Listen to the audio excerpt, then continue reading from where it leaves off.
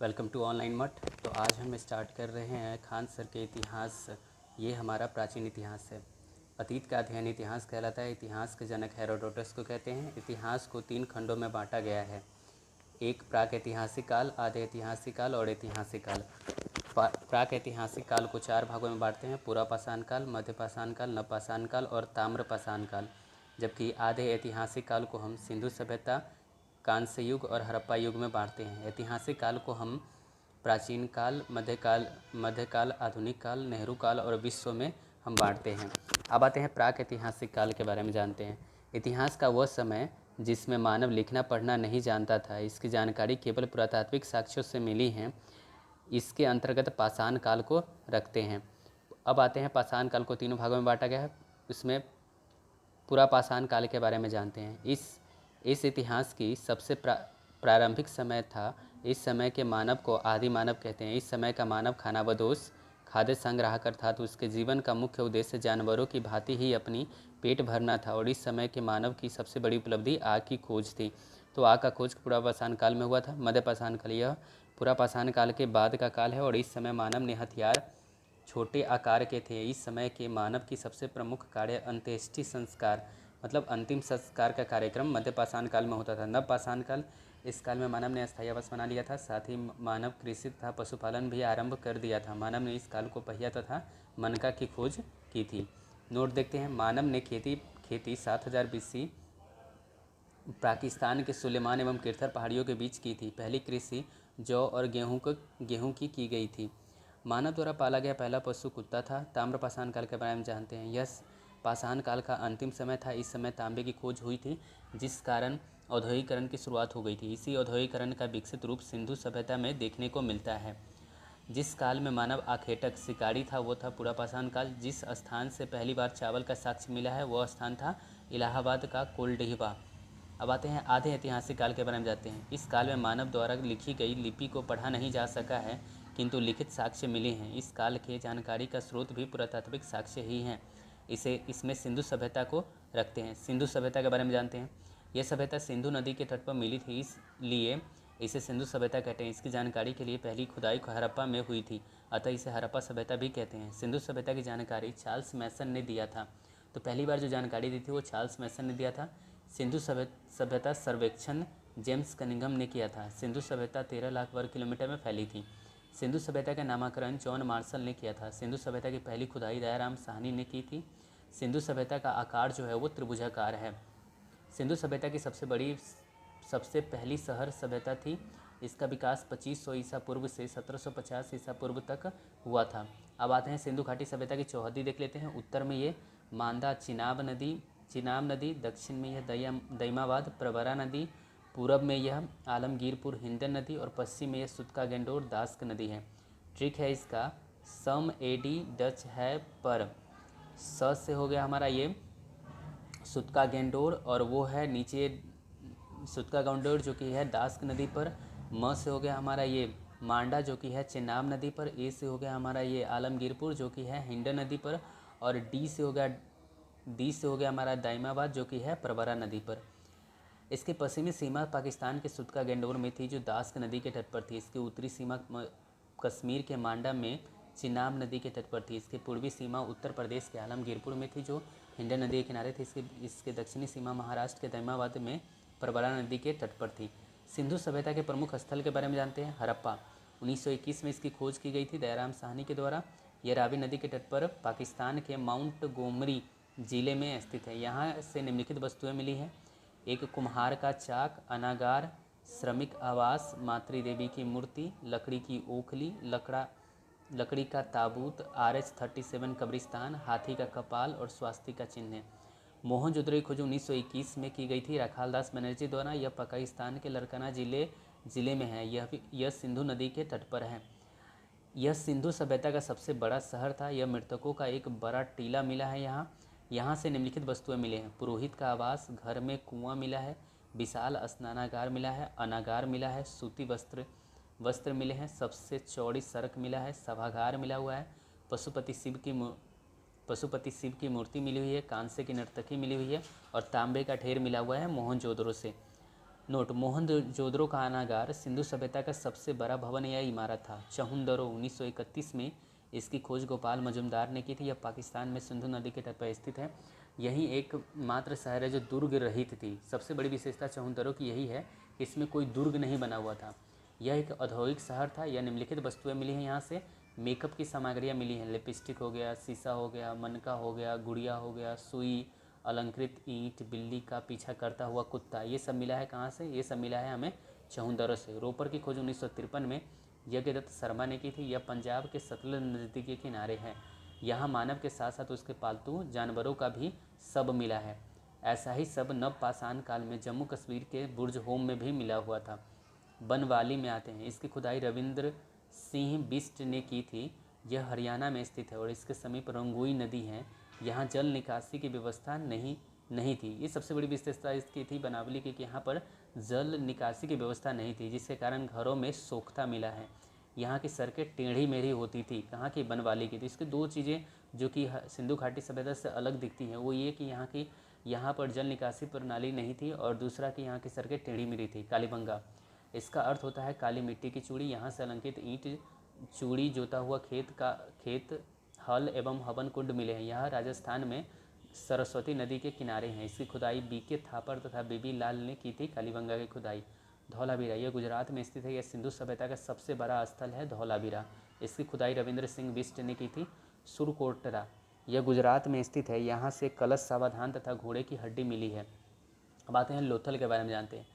यहाँ सिंधु सभ्यता का बंदरगाह स्थल है और यहाँ से गोदीबारा मिला है। यह घर के दरवाजे सड़कों की ओर खुलते थे। कहाँ? लोथल के घर के दरवाजे जो थे वो सड़कों की ओर खुलते थे। यहाँ फारस की मोहर मिली है जो विदेशी व्यापार के संकेत हैं। यहाँ से युगल सावधान मिला है जो सती प्रथा का प्रतीक है। अब आते हैं रंगपुर में। रंगपुर जो है वो गुजरात में स्थित है। यहाँ से धान की भूसी मिली है। सिंधु सभ्यता का सबसे बड़ा स्थल धौलावीरा है जो कि गुजरात और पाकिस्तान दोनों में फैला हुआ है। भारत में सबसे बड़ा स्थल राखीगढ़ी हरियाणा में है और सिंधु सभ्यता का सबसे बड़ा शहर मोहनजोदड़ो। अगर कहा जाए सिंधु घाटी की सभ्यता का सबसे बड़ा स्थल तो धौलावीरा है जो कि गुजरात और पाकिस्तान में फैला हुआ है।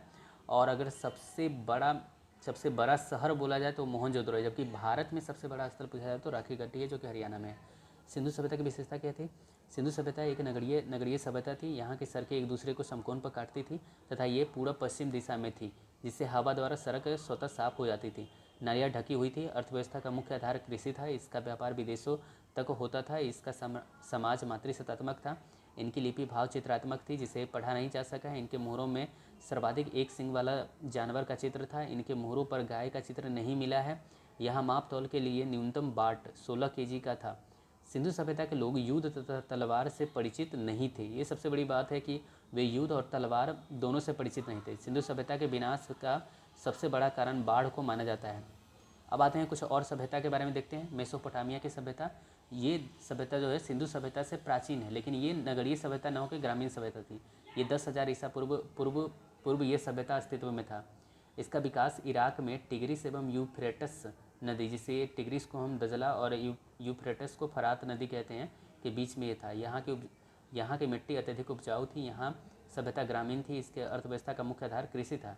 इस समय के मंदिरों को जिगुरद कहते थे। क्या कहते थे? मंदिर को जिगुरद कहा जाता था। मेसोपोटामिया की सभ्यता में के 4 भाग थे। एक थे सुमेरियन की सभ्यता, बेबीलोन की सभ्यता, असीरिया की सभ्यता और कोल्ड्रिया की सभ्यता। तो सोमालिया की सभ्यता, बेबीलोन की सभ्यता, असीरिया की सभ्यता और कैल्ड्रिया की सभ्यता। झूलता हुआ बगीचा बेबीलोन में स्थित है। सिकंदर ने इस सभ्यता का विनाश कर दिया और इसके स्थान पर ग्रीक सभ्यता की थोप दिया। विश्व की सबसे बड़ी सभ्यता मेसोपोटामिया की सभ्यता थी, जबकि विश्व की सबसे पहली नगरीय सभ्यता सिंधु घाटी सभ्यता थी। अब आते हैं मिस्र की सभ्यता जो 3100 ईसा पूर्व है। यह मिस्र के रेगिस्तानों में स्थित था। इसे नील नदी की देन कहते हैं। इस सभ्यता का विकास फिरौन के नेतृत्व में किया गया था। इस सभ्यता में पिरामिड, सूर्य कैलेंडर तथा मम्मी का विकास हुआ था, अर्थात इस सभ्यता का रसायन शास्त्र सुदृढ़ था। गीजा का पिरामिड सबसे प्रसिद्ध है। अब आते हैं रोम की सभ्यता जो कि 600 ईसा पूर्व का है। यह इटली में विकसित हुआ था। इन्होंने पूरे भूमध्य सागर पर अधिकार कर लिया था। प्राचीन सभ्यता में यह सबसे विकसित सभ्यता थी। आज भी इस सभ्यता के अवशेष सुरक्षित बचे हुए हैं जो पर्यटन का आकर्षण केंद्र है। इस सभ्यता के 2 सबसे बड़े राजा जूलियस सीजर एवं ऑगस्टस थे। जूलियस सीजर की हत्या धोखे से उसके मंत्रिमंडल द्वारा कर दी गई थी। जूलियस सीजर नामक नाटक जो है वो विलियम शेक्सपियर ने लिखा है। फारस की सभ्यता 500 ईसा पूर्व की है। यह वर्तमान ईरान में थी। इस सभ्यता का विकास तेजी से हुआ था। इन्होंने पूरे अरब प्रायद्वीप पर अधिकार कर लिया था। इसकी भाषा फारसी थी तथा फारसी धर्म को मानते थे। सिकंदर ने इस धर्म का अंत किया था। स्पार्टा स्पार्टा अपने बहादुर सैनिकों के लिए विख्यात था। यह ग्रीस के पास का एक छोटा सा क्षेत्र था। स्पार्टा के मात्र 300 सैनिकों ने लियोनाइट्स के नेतृत्व में ग्रीस के 20,000 सैनिकों को मात दे दी थी। ग्रीस के विशाल सेना का नेतृत्व जरकिस कर रहा था। जरकिस ने धोखे से स्पार्टन्स को हरा दिया। पीली नदी की सभ्यता यह चीन में 5000 ईसा पूर्व विकसित हुई थी। वांगहो नदी के तट पर इसका विस्तार था। यह सभ्यता अपने उपजाऊ भूमि के लिए प्रसिद्ध थी। पीली नदी की सभ्यता। अब आते हैं ऐतिहासिक काल। इसके बारे में लिखित स्रोत उपलब्ध है और इसे पढ़ा भी जा सका है। इसके अंतर्गत वैदिक काल से लेकर अभी तक के समय आता है।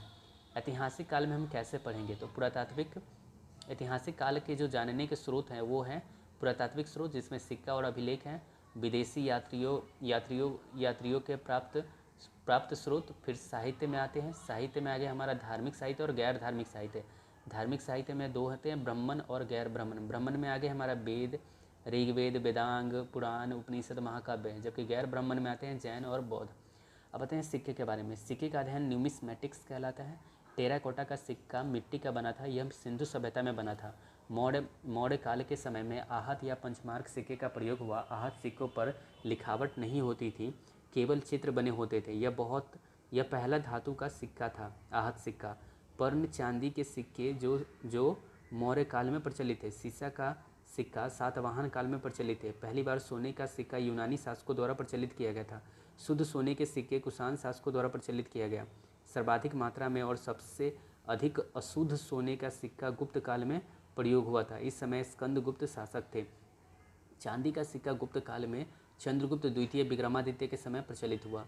मयूर शैली का सिक्का गुप्त काल में समुद्रगुप्त के समय प्रयोग में लाया गया। इस सिक्के का प्रचलन गुप्त काल में सर्वाधिक था। कौड़ी का प्रयोग भी गुप्त काल में ही हुआ था। चमड़े का सिक्का हुमायूं के शासनकाल में सियाबुद्दीन ने प्रारंभ किया था। रुपए का प्रयोग शेरशाह सूरी ने किया था। दाम का प्रारंभ शेरशाह सूरी ने ही किया था। सोने की असरफी का प्रारंभ भी शेरशाह सूरी ने किया था। अब आते हैं अभिलेख के बारे में जानते हैं। पत्थर को खोदकर लिखना अभिलेख कहलाता है। छोटे पत्थर पर लिखना शिलालेख और स्तंभ के समान ऊंचे पत्थरों पर लिखना स्तंभलेख कहलाता है। अभिलेखों का अध्ययन एपिग्राफी कहलाता है। प्रमुख अभिलेख देखते हैं। विश्व में अभिलेख लिखने का प्रारंभ ईरान के शासक डेरियस ने किया था।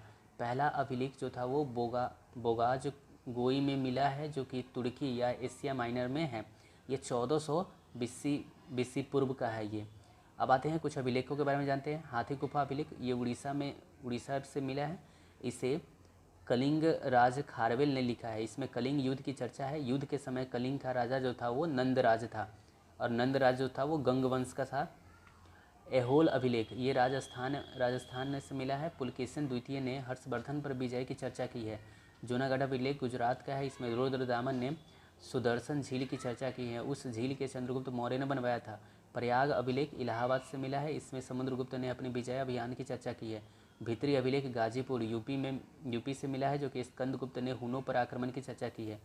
बिहार अभिलेख, ये बिहार शरीफ से मिला है। स्कंदगुप्त ने अश्वमेघ यज्ञ की चर्चा की है। देवपारा अभिलेख बांग्लादेश से मिला है। यह सेन वंश के शासक विजय सेन का है। ग्वालियर अभिलेख मध्य प्रदेश में प्रतिहार शासक भोज का है। मंदसौर अभिलेख मध्य प्रदेश में मालवा शासक यशो वर्मन का है। अब आते हैं हम स्तंभ लेख के बारे में जानते हैं। यह स्तंभ के समान ऊंचे होते थे। इसमें आते हैं मेहरौली स्तंभ लेख, दिल्ली में है ये। चंद्रगुप्त द्वितीय विक्रमादित्य का है। इस पर आज तक जंग नहीं लगा है, अर्थात यह अपने रासायनिक गुण के लिए प्रसिद्ध है। मथुरा स्तंभ लेख यूपी में चंद्रगुप्त द्वितीय विक्रमादित्य का है। इसमें सहिष्णुता की चर्चा की गई है मथुरा स्तंभ लेख में। ऐरन अभिलेख भानुगुप्त का है, जो कि मध्य प्रदेश से मिला है। इसमें सती प्रथा की चर्चा है। बौद्ध स्तंभ लेख मध्य प्रदेश से मिला है। वासुदेव का है। शुंग वंश की चर्चा है। हेलियोडोरस या गरुड़ ध्वज स्तंभ लेख, जो कि मध्य प्रदेश में है और इसमें भागभद्र ने भागवत धर्म की जानकारी दी है। विदेशी यात्रियों का भारत का वर्णन है, तो हेरोडोटस ने हिस्टोरिका पुस्तक लिखी। मेगास्थनीज ने इंडिका पुस्तक लिखी। पेरिप्लस ऑफ द इरेथियन सी, यह अज्ञात है। टॉलमी ने ज्योग्राफी का शब्द लिखी। प्लिनी ने नेचुरल हिस्टोरी का शब्द लिखी। अलबरूनी ने किताबुल हिंद या तहकीक हिंद लिखी। मार्को पोलो जो कि चीन का यात्री था, फायान फो को क्यू लिखा था और ये चंद्रगुप्त द्वितीय के समय आया था। वेन सांग सी यू की लिखा था, हर्षवर्धन के समय आया था। अब पढ़ते हैं फायान के बारे में। फायान 399 ईस्वी में आया था। फो को की लिखा हुआ था, ये पुस्तक था इसका। यह पुस्तक चंद्रगुप्त द्वितीय विक्रमादित्य के दरबार में आया था। यह उस समय के भवन तथा कौड़ी की चर्चा करता है। सुंग चून ये 512 ईस्वी में आया था। चीन का रहने वाला था ये। यह बंगाल के बोस में लिखा हुआ है। वेन सांग 629 ईस्वी में आया था। सी यू की यह हर्षवर्धन के दरबार में आया था। वेन सांग इसने नालंदा विश्वविद्यालय में अध्ययन किया तथा अध्यापन दोनों किया। इसे यात्रियों का राजकुमार कहते हैं। इत सिंह 673 ईसा पूर्व में आया था। चीनी यात्री था यह त्रिपिटक की 400 प्रतियां अपने साथ चीन ले गया था। इबन बतूता यह मोरक्को का रहने वाला था। यह 7000 किलोमीटर की यात्रा करके मोहम्मद बिन तुगलक के दरबार में आया था। इसका पुस्तक रहला था। अब्दुल रजाक यह फारस का रहने वाला था। विजयनगर काल में आया था और इसका पुस्तक मतला ए साहेन है। यह कृष्णदेव राय के दरबार में आया था। साहित्यिक स्रोत। लिखित स्रोतों को साहित्यिक स्रोत कहते हैं। प्राचीन इतिहास की जानकारी का यह सबसे बड़ा स्रोत है। गैर धार्मिक स्रोत, इसका संबंध किसी भी धर्म से नहीं रहता है। उदाहरण के रूप में अर्थशास्त्र। धार्मिक स्रोत, इसका संबंध किसी न किसी धर्म से रहता है। गैर ब्राह्मण, वैसे स्रोत जिसका संबंध हिंदू धर्म से नहीं रहता उसे गैर ब्राह्मण कहते हैं। जैन साहित्य, यह प्राकृत भाषा में लिखे हैं और इसमें इन्हें आगम कहते हैं। उदाहरण 12 अंग, 12 उपांग, आधारांग सूत्र, भगवती सूत्र, मूल सूत्र आदि पुराण। बौद्ध साहित्य पाली भाषा में लिखे हैं। ज़्यादा ग्रंथों में महात्मा बुद्ध के पूर्व जन्म की 200 कहानियाँ हैं। ललित विस्तार में महात्मा बुद्ध की पूरी जीवनी लिखी गई है। अंगुत्तर निकाय में 16 महाजनपदों की चर्चा है। बौद्ध धर्म के सबसे पवित्र पुस्तक त्रिपिटक हैं, जो 3 पुस्तकों का समूह है। पहला सूत पिटक, यह सबसे बड़ा पिटक है, इसे बौद्ध धर्म का एनसाइक्लोपीडिया कहते हैं। दूसरा है विनय पिटक, यह सबसे छोटा पिटक है, इसमें बौद्ध धर्म के प्रवेश की चर्चा है। तीसरा है अभिधम पिटक, इसमें महात्मा बुद्ध के दार्शनिक विचारों की चर्चा है। अब हम आते हैं वेद, ज्ञानी, ब्राह्मण ग्रंथ, उपवेद और ज्ञानी के बारे में जानते हैं। तो ऋग्वेद के ज्ञानी हैं होत्री और ब्राह्मण ग्रंथ है इसके कौशितकीय, ऐत्रेय। उपवेद है इसका आयुर्वेद और आयुर्वेद के ज्ञानी है प्रजापति। इसी तरह से सामवेद उद्गाता, पंचविश, गंधर्ववेद नारद, यजुर्वेद अर्थर्वयु, तैत्तरीय शतपथ, धनुर्वेद विश्वामित्र, अथर्ववेद ब्रह्मा गोपत, शिल्यदेव, शिल्पवेद और विश्वकर्मा है इसके रचयिता। वेदों की रचना ईश्वर ने की थी, अतः वेद को अपौरुषेय कहा जाता है। गुप्त काल में कृष्ण द्वैपायन ने व्यास में वेदों के कलेक्शन किया था। प्रारंभ में वेदों की संख्या 3 थी, अतः वेद को त्रयी कहा जाता था। अथर्ववेद को बाद में शामिल किया गया, इसलिए इसे वेद त्रयी में नहीं रखते हैं। अथर्ववेद जो है वो वेद त्रयी में नहीं है। ऋग्वेद, इसमें 10 मंडल, 228 सूक्त तथा 10,580 ऋचाएँ हैं। ऋचाओं की अधिकता के कारण ही इसे ऋग्वेद कहते हैं। यह सबसे प्राचीन एवं सबसे बड़ा वेद है। इसमें गायत्री मंत्र की चर्चा है जो सूर्य भगवान को समर्पित है। पहली बार शूद्र का प्रयोग ऋग्वेद में हुआ था। ऋग्वेद का दूसरा तथा 7वां मंडल पुराना है क्योंकि इसका संकलन पहले ही हो गया था। पहला तथा 10वां मंडल नया है क्योंकि इसका संकलन बाद में हुआ था। 9वें मंडल में सोम देवता की चर्चा है। ऋग्वेद में ज्ञानी को होत्री कहते हैं। ऋग्वेद के उपवेद आयुर्वेद है और जिसमें चिकित्सा की चर्चा है। इसके ज्ञानी को प्रजापति कहते हैं।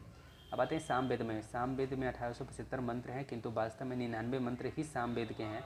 बाकी मंत्रों को ऋग्वेद से ग्रहण किया गया है। सामवेद में भारतीय संगीत के 7 स्वर सा रे ग म प ध नि की चर्चा है। ये संगीत यज्ञ के समय गाए जाते हैं। सामवेद ज्ञानी को उद्गाता कहते हैं। सामवेद के उपवेद गंधर्व वेद हैं। गंधर्व वेद के ज्ञानी को नारद कहते हैं। यजुर्वेद, इसमें 1990 मंत्र हैं। इसमें युद्ध एवं कर्म कांड की चर्चा है। इसमें 2 भाग में बांटते हैं। कृष्ण यजुर्वेद जो कि गद्य रूप में लिखा गया था, शुक्ल यजुर्वेद जो कि पद्य रूप में लिखा गया था। इसे ज्ञानी को अथर्वयु कहते हैं। यजुर्वेद का उपवेद धनुर्वेद है। धनुर्वेद के ज्ञानी को विश्वामित्र कहते हैं। आते हैं हम अथर्ववेद में। अथर्ववेद की रचना सबसे बाद में उत्तर वैदिक काल में हुई थी। इसमें 6000 मंत्र हैं। इसमें जादू टोना, वशीकरण इत्यादि की चर्चा है। आरण्यक, वैसी पुस्तक जिसकी रचना जंगल में की गई थी, आरण्यक कहलाती है। अथर्ववेद को छोड़कर सभी पुस्तक आरण्यक हैं। वेदांग, वेदों की भली भांति समझने के लिए वेदांग की रचना की गई है। वेदांग की संख्या 6 है और इन्हें याद कैसे करेंगे? इन्हें याद करेंगे ब्याजो निसी कच्छ। तो व्याकरण, ज्योतिष, निरुक्त, शिक्षा, कल्प, छंद। व्याकरण जो कि अष्टाध्यायी पाणिनि द्वारा लिखा गया था। ज्योतिष बृहद संहिता है, वाराह मिहिर द्वारा रचित है। निरुक्त शास्त्र शिक्षा, शिक्षा शास्त्र, कल्प, कल्प शास्त्र, छंद, छंद शास्त्र। पुराण, इसकी रचना महर्षि ऋषि तथा उग्र श्रवा ने किया था। इसकी संख्या 18 है। इसे पांचवा वेद या वेदों का वेद कहते हैं। इसमें प्राचीन राजवंशों की जानकारी मिलती है। विष्णु पुराण, इसमें मौर्य वंश की जानकारी मिलती है। मत्स्य पुराण, इसमें सातवाहन वंश की जानकारी मिलती है। इसमें विष्णु भगवान के 10 अवतारों की चर्चा मिलती है मत्स्य पुराण में। वायु पुराण, इसमें गुप्त वंश की जानकारी मिलती है। इसमें लिखा है कि समुद्रगुप्त का घोड़ा 3 समुद्र का पानी पीता था। उपनिषद, इसका अर्थ है गुरु के समीप बैठकर ज्ञान प्राप्त करना। यह ब्राह्मणों के विरुद्ध राजपूतों की एक प्रतिक्रिया मानी जाती है। उपनिषद 108 है, किंतु 13 उपनिषद को ही मान्यता प्राप्त है। बृहद नारायण उपनिषद, यह सबसे बड़ा तथा प्राचीन है। कठोपनिषद, इसमें यम एवं नचिकेता की चर्चा है। इसमें ओम शब्द के महत्व को दर्शाया गया है कठोपनिषद में। अब आते हैं मुंडकोपनिषद, इसमें सत्यमेव जयते की चर्चा है। जवालोपनिषद में इसमें ब्रह्मा विष्णु एवं महेश अर्थात त्रिमूर्ति की चर्चा है। अलोपनिषद में यह सबसे बाद का उपनिषद है और इसकी रचना अकबर के साथ हुई थी। अलोपनिषद की रचना। स्मृति साहित्य, इसमें प्राचीन राजवंशों की जानकारी मिलती है। स्मृति साहित्य की संख्या 36 है। विष्णु स्मृति और नारद स्मृति से गुप्त काल की जानकारी मिलती है। मनु स्मृति तथा याज्ञवल्क्य स्मृति से मौर्य काल की जानकारी मिलती है। याज्ञवल्क्य स्मृति में जुआ खेलने को उचित बताया गया है। मनु स्मृति को धर्मशास्त्र कहते हैं। इसमें ऊंची जाति को वरीयता दी गई है। दलित तथा महिला को नीच दिखाया गया है। इसमें विवाह के लिए पुरुषों की आयु 25 वर्ष तथा लड़की की आयु 12 वर्ष बताया गया है। इसमें 8 प्रकार के विवाह की चर्चा है। संस्कार की संख्या 16 होती है। दाह संस्कार अंतिम संस्कार होता है। ऋण 3 प्रकार के होते हैं। देव ऋण, ऋषि ऋण, पितृ ऋण। पुरुषार्थ 4 प्रकार के होते हैं। धर्म, अर्थ, काम, मोक्ष। आश्रम की संख्या 4 है, जिसमें जन्म से 5 वर्ष की अवस्था को बाल्यावस्था या शिशुअवस्था कहते हैं। उसके बाद ब्रह्मचर्य होता था, जो कि 5 साल से 25 साल तक गुरुकुल में शिक्षा लेना। गृहस्थ जीवन 25 साल से 50 साल तक। परिवार के साथ रह जीवन। वानप्रस्थ जीवन 50 साल से 75 साल तक। सामाजिक तथा धार्मिक जीवन। और सन्यासी जीवन 75 साल के बाद ये वन में तपस्या करना। महाकाव्य की संख्या 2 है। महाभारत और रामायण इसकी रचना वाल्मीकि ने की थी। प्रारंभ में इसमें 12,000 श्लोक थे, किंतु वर्तमान में 24,000 श्लोक हैं। उसे गुप्त काल में पूरा किया गया था। महाभारत, इसकी रचना वेद व्यास ने की थी और इसका प्रारंभिक नाम जय संहिता है। इसमें 8800 श्लोक थे। वर्तमान में 1,00,000 श्लोक हैं। महाभारत के खंडों को पर्व कहते हैं। इसमें कुल 18 पर्व है। सबसे महत्वपूर्ण पर्व भीष्म पर्व है, जिसमें अर्जुन तथा कृष्ण के वार्तालाप की चर्चा है। भीष्म पर्व को भागवत गीता या गीता कहा जाता है। प्राचीन इतिहास, इसमें वैदिक काल से लेकर राजपूत काल तक का अध्ययन किया जाता है। वैदिक काल 1500 बीसी से 600 बीसी तक। ऋग्वैदिक काल 1500 बीसी से 1000 बीसी तक और उत्तर वैदिक काल 1000 बीसी से 600 बीसी तक। वैदिक समाज के निर्माता आर्य थे। आर्य मध्य एशिया में आए थे और भारत में सप्त सैंधव प्रदेश जो कि 7 नदियों का प्रदेश था, पंजाब हरियाणा में था। ये आर्यों के भाषा संस्कृत थी, जो देवताओं की भाषा थी, जिस कारण आर्य स्वयं को श्रेष्ठ कहते थे। जिन्हें संस्कृत नहीं आती थी, अर्थात भारत के मूल निवासियों को अनार्य या निम्न कहा जाता था। दक्षिण भारत का आर्यीकरण अगस्त ऋषि ने किया था। उत्तर भारत का आर्यीकरण राजा विदेह के पुरोहित पंडित गौतम राहुगन ने किया, किंतु ये गंडक नदी को पार करके पटना नहीं पहुंच पाए, जिस कारण अथर्ववेद में पाटलिपुत्र को अछूतों की भूमि कही गई है और यहाँ के गंगा जल को पवित्र नहीं माना गया है। इस समय सबसे प्रिय पशु गाय थी, जो समृद्धि का संकेत थी। गाय की हत्या करने पर मृत्युदंड दिया जाता था। राज का मुख्य कार्य गाय की खोज करना था, गविष्टि करना था। उस समय अर्थव्यवस्था का मुख्य आधार कृषि था। वैदिक समाज ग्रामीण सभ्यता थी। ऋग्वेद के 7वें मंडल में 10 राज युद्ध की चर्चा है, जो आर्यों तथा अनार्यों के बीच हुआ था। इसमें आर्य विजयी हुए थे। आर्यों का कबीला भरत था। इसी कारण उस समय जाति का निर्धारण कर्म के आधार पर होता था, किंतु उत्तर वैदिक काल में जाति का निर्धारण वंश के आधार पर होने लगा। उत्तर वैदिक काल में ही लोहे की खोज हुई थी। रावी जो कि परुष्णी उसका नाम है। गंडक, सदानीरा, सरस्वती, घरघर, सिंधु, सिंध। वैदिक साहित्य में सर्वाधिक चर्चा सिंधु नदी की है, क्योंकि यह सबसे महत्वपूर्ण नदी थी। वैदिक काल में देवता इंद्र सबसे महत्वपूर्ण थे। इसकी चर्चा 250 बार हुई थी। इन्हें युद्ध तथा वर्षा का देवता कहते हैं। इन्हें पुरंदर भी कहते हैं। अग्नि, इसकी चर्चा 200 बार हुई है। वरुण, जो हैं वायु के देवता हैं सोम, जंगल के देवता हैं मारुत, तूफान के देवता हैं रौद्र, ये सबसे क्रोध वाला देवता है। इन्हें पशुओं का देवता भी कहते हैं। गविष्टि का अर्थ होता है गाय के लिए किया गया युद्ध। सीता का अर्थ होता है हल से जोती गई जमीन पर पड़ा निशान। वैदिक काल की सामाजिक व्यवस्था, इस समय सबसे बड़ा पद राजा का होता था जिसे जनता चुनती थी। राजा किसी भी निर्णय को लेने से पहले विभिन्न समितियों में बैठकर उसकी चर्चा करता था। वैदिक काल में 3 प्रमुख संगठन थी। सभा, यह निम्न साधारण लोगों का संगठन था, इसकी चर्चा 8 बार हुई है। समिति, यह उच्च वर्ग के लोगों का संगठन था और इसकी चर्चा 9 बार हुई है। विदर्थ, यह सबसे महत्वपूर्ण संगठन था और इसकी चर्चा 122 बार हुई है। सभा तथा विदर्थ में भाग लेने की अनुमति महिला को थी। वैदिक समाज की सबसे छोटी इकाई गांव थी जिसमें मालिक को ग्रामिक कहते हैं। सबसे बड़ी इकाई जन थी जिसके मालिक को राजन कहते हैं। उत्तर वैदिक काल में लोहे की खोज हो जाने के कारण कृषि तथा अर्थव्यवस्था में तेजी से परिवर्तन होने लगा और समाज धीरे धीरे ग्रामीण सभ्यता से नगरीय सभ्यता की ओर अग्रसर होने लगा। जन का आकार बढ़कर जनपद हो गया और यह जनपद आगे चलकर महाजनपद का रूप ले लिया। महाजनपद काल सिंधु सभ्यता के बाद दूसरी नगरीय सभ्यता थी। भारत में कुल 16 महाजनपद हुए जिनकी चर्चा बौद्ध ग्रंथ अंगुत्तर निकाय में है। 16 महाजनपदों में सबसे समृद्ध और सबसे शक्तिशाली महाजनपद मगध महाजनपद था जो आगे चलकर इन जनपदों पर अधिकार कर लिया। वैदिक काल में टैक्स को बाली कहते थे जबकि देवताओं को खुश करने के लिए पशु बलि दी जाती थी। इस समय घड़ा, मनका या मृदभांड 4 प्रकार के होते थे। धूसर मृदभांड, काला मृदभांड, लाल मृदभांड और मिश्रित मृदभांड। सर्वाधिक धूसर प्रचलन धूसर मृदभांड का था जिस पर चित्र बने होते थे, जिसके कारण इसे चित्रित धूसर मृदभांड भी कहते हैं। चित्रित मृदभांड लाल एवं काला दोनों का मिश्रण होता था। इस समय 3 प्रकार के यज्ञ प्रचलित थे। अश्वमेघ यज्ञ, इसमें घोड़ा को यज्ञ करके छोड़ दिया जाता था। जहाँ तक घोड़ा जाता था वहाँ तक के क्षेत्र राजा ले लेता था। घोड़ा को रोकने वाले व्यक्ति से राजा युद्ध करते थे। वाजपेयी यज्ञ, यह राजा के शक्ति प्रदर्शन के लिए होता था। इसमें रथों की रेस लगाई जाती थी। राजसेय यज्ञ, राज्याभिषेक के समय इस यज्ञ को किया जाता था। उत्तर वैदिक काल में जब अति रंजी खेरा से लोहे की खोज हुई तो उत्तर वैदिक काल में अर्थव्यवस्था पशुपालन के स्थान पर कृषि पर आधारित हो गई। उत्तर वैदिक काल में 6 दर्शन दिए गए हैं। सांख्य दर्शन कपिल ने खोज,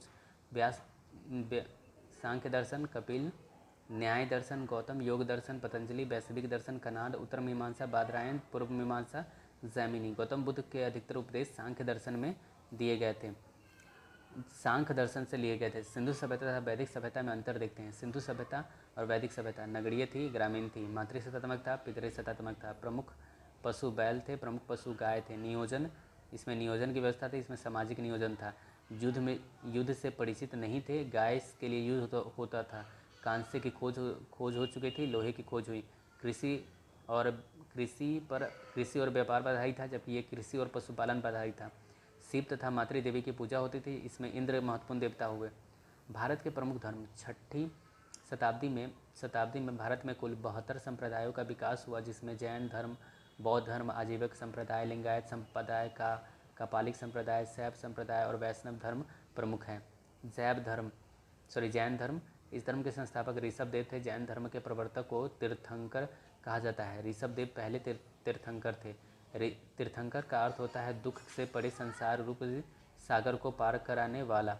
जैन धर्म के 23वें तीर्थंकर पारसनाथ थे इन्हें झारखंड के समेत शिखर पर ज्ञान की प्राप्ति हुई थी जिस कारण समेत शिखर का नाम पारसनाथ की चोटी हो गया। ज्ञान प्राप्ति के बाद इन्होंने चतुरायन धर्म दिया जो निम्नलिखित हैं: झूठ न बोलना, धन संग्रह न करना, चोरी न करना, हिंसा न करना।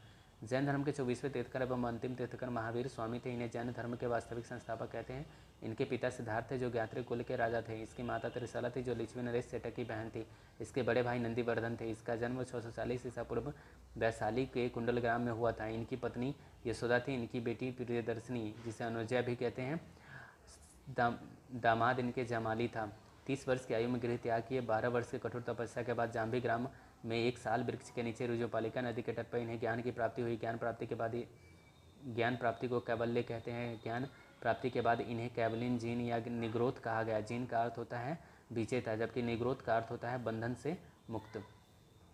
इन्होंने पहला उपदेश राजगिर में दिए थे जबकि अंतिम उपदेश पावापुरी में दिए।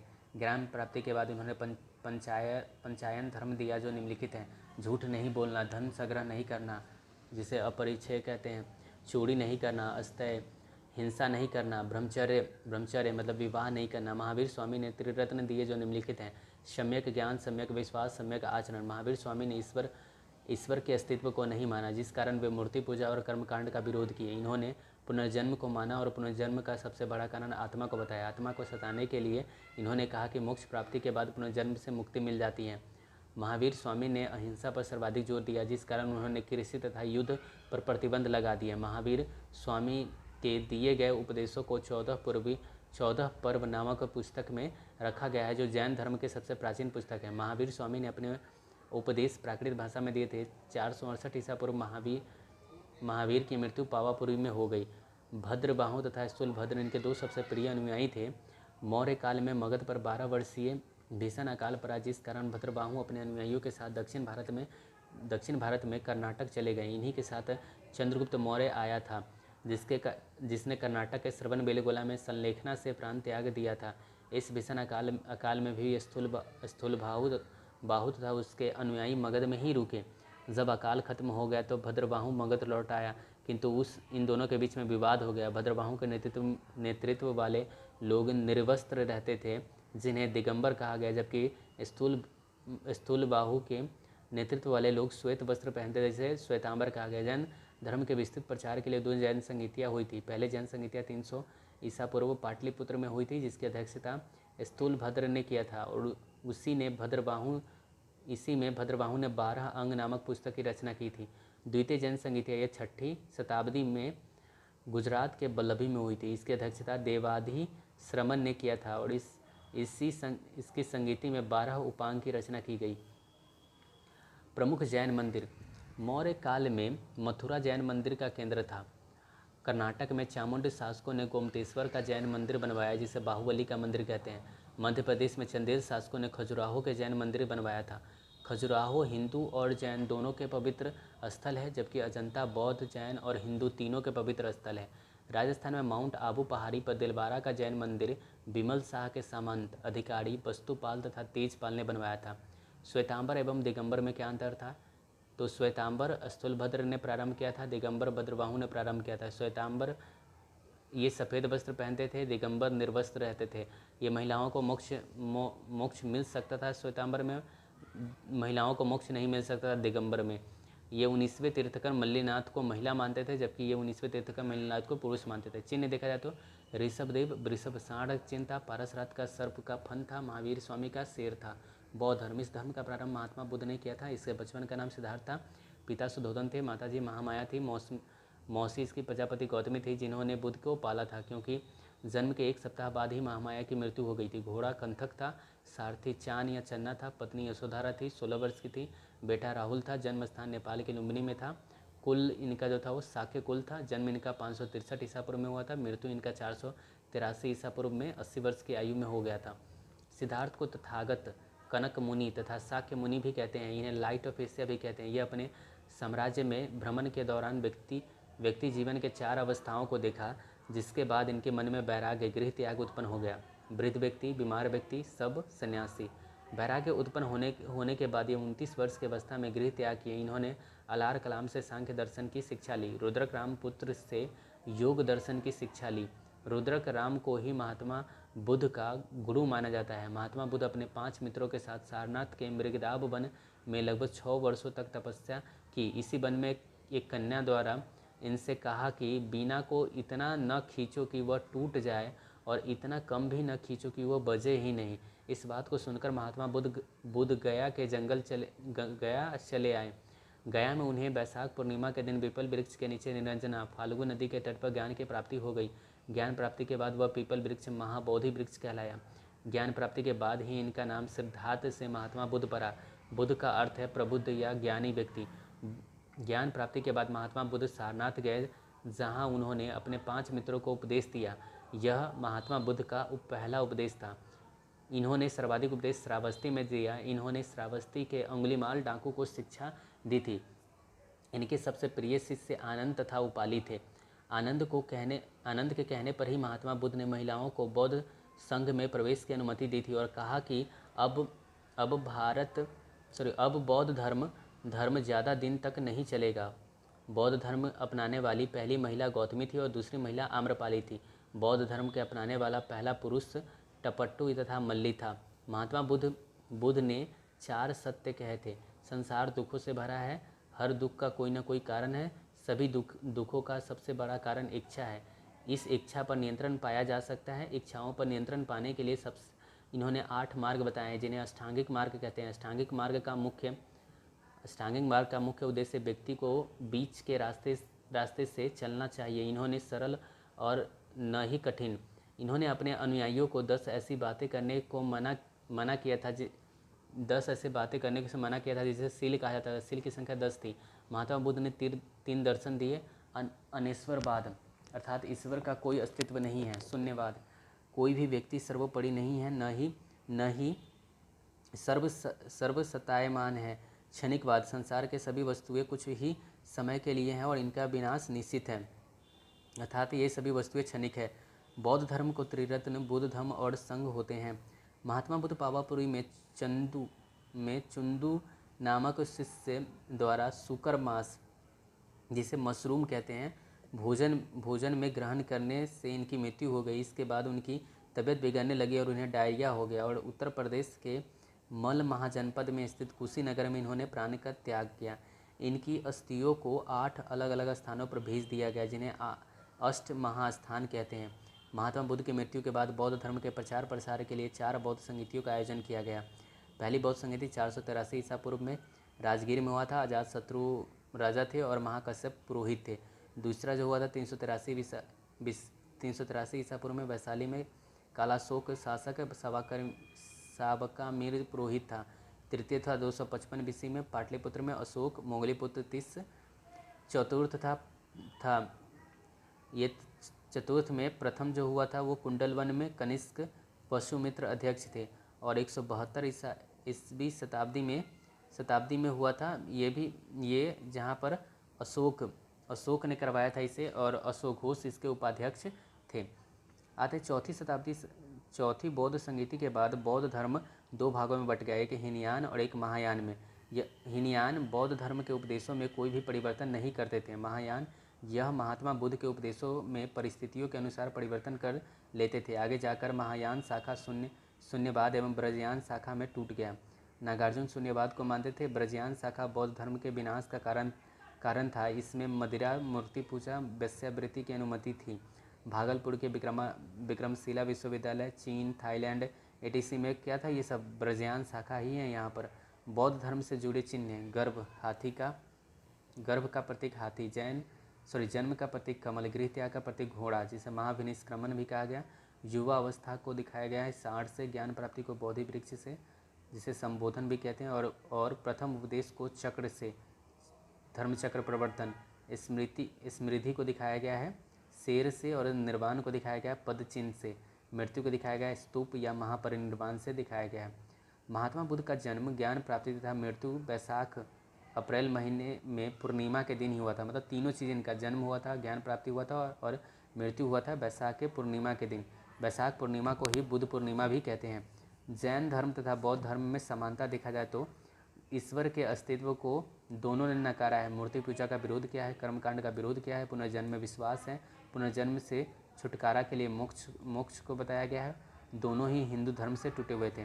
बौद्ध धर्म और जैन धर्म में अंतर देखा जाए तो बौद्ध धर्म और जैन धर्म में अंतर देखते हैं। बौद्ध के अनुसार मोक्ष प्राप्ति का सबसे बड़ी बाधक इच्छा है, जबकि जैन धर्म के अनुसार सबसे बड़ी बाधा आत्मा है। ज्ञान प्राप्ति को मोक्ष कहा गया, इसमें ज्ञान प्राप्ति को कैवल्य कहा गया नहीं। यहाँ पर ज्ञान प्राप्ति को इसमें ज्ञान प्राप्ति के लिए अष्टांगिक मार्ग को अपनाया गया, जबकि इसमें ज्ञान प्राप्ति के लिए संलेखना को बताया गया है। अब आते हैं बौद्ध धर्म के आगे बढ़ने के कारण। चूँकि जैन धर्म कुछ समय के बाद घटने लगा और बौद्ध धर्म की अभी भी अस्तित्व में बना हुआ है। जैन धर्म की भाषा प्राकृत थी, जो बहुत ही कठिन थी, जबकि बौद्ध धर्म की भाषा पाली थी, जो उस समय के सबसे लोकप्रिय थी। जैन धर्म में बहुत ही कठोर नियम थे, जबकि बौद्ध धर्म में नियम सरल थे। जैन धर्म के महिलाओं को सम्मान नहीं किया गया, जबकि बौद्ध धर्म में महिलाओं का बहुत अधिक सम्मान और बराबरी का हक दिया गया। जैन धर्म के ब्रह्मचर्य तथा अहिंसा पर बहुत अधिक ध्यान दिया गया, जबकि बौद्ध धर्म में इस ओर कोई ध्यान नहीं दिया गया। जैन धर्म में निर्वस्त्र रहने का प्रावधान था, जो असभ्य प्रतीत होता है, जबकि बौद्ध धर्म में निर्वस्त्र रहने का प्रावधान नहीं था। जैन धर्म में केवल 2 ही संगीतियाँ हुई थी, वो भी 900 वर्ष के अंतराल पर, जबकि बौद्ध धर्म में 4 संगीतियाँ हुई, वो भी 100 वर्ष के अंतराल पर। जैन धर्म के बड़े बड़े राजाओं का समर्थन नहीं मिल सका। जैन धर्म के मानने वाले प्रमुख राजा चंद्रगुप्त मौर्य तथा खारवेल थे, जबकि बौद्ध धर्म के बड़े बड़े राजाओं का संरक्षण मिला। बौद्ध धर्म मानने वाले प्रमुख राजा अशोक, कनिष्क, पाल वंश चीन पूर्व एशिया था। जैन धर्म तथा बौद्ध धर्म दोनों के विनाश के कारण दोनों ही धर्म हिंदू धर्म के कुरीतियों के विरुद्ध आवाज़ उठाकर आगे बढ़े थे। इन लोगों ने मूर्ति पूजा तथा कर्मकांड का विरोध किया, किंतु कालांतर में इन लोगों में भी विकृतियाँ आ गई। इन लोगों ने भी मूर्ति पूजा तथा कर्मकांड प्रारंभ कर दिए।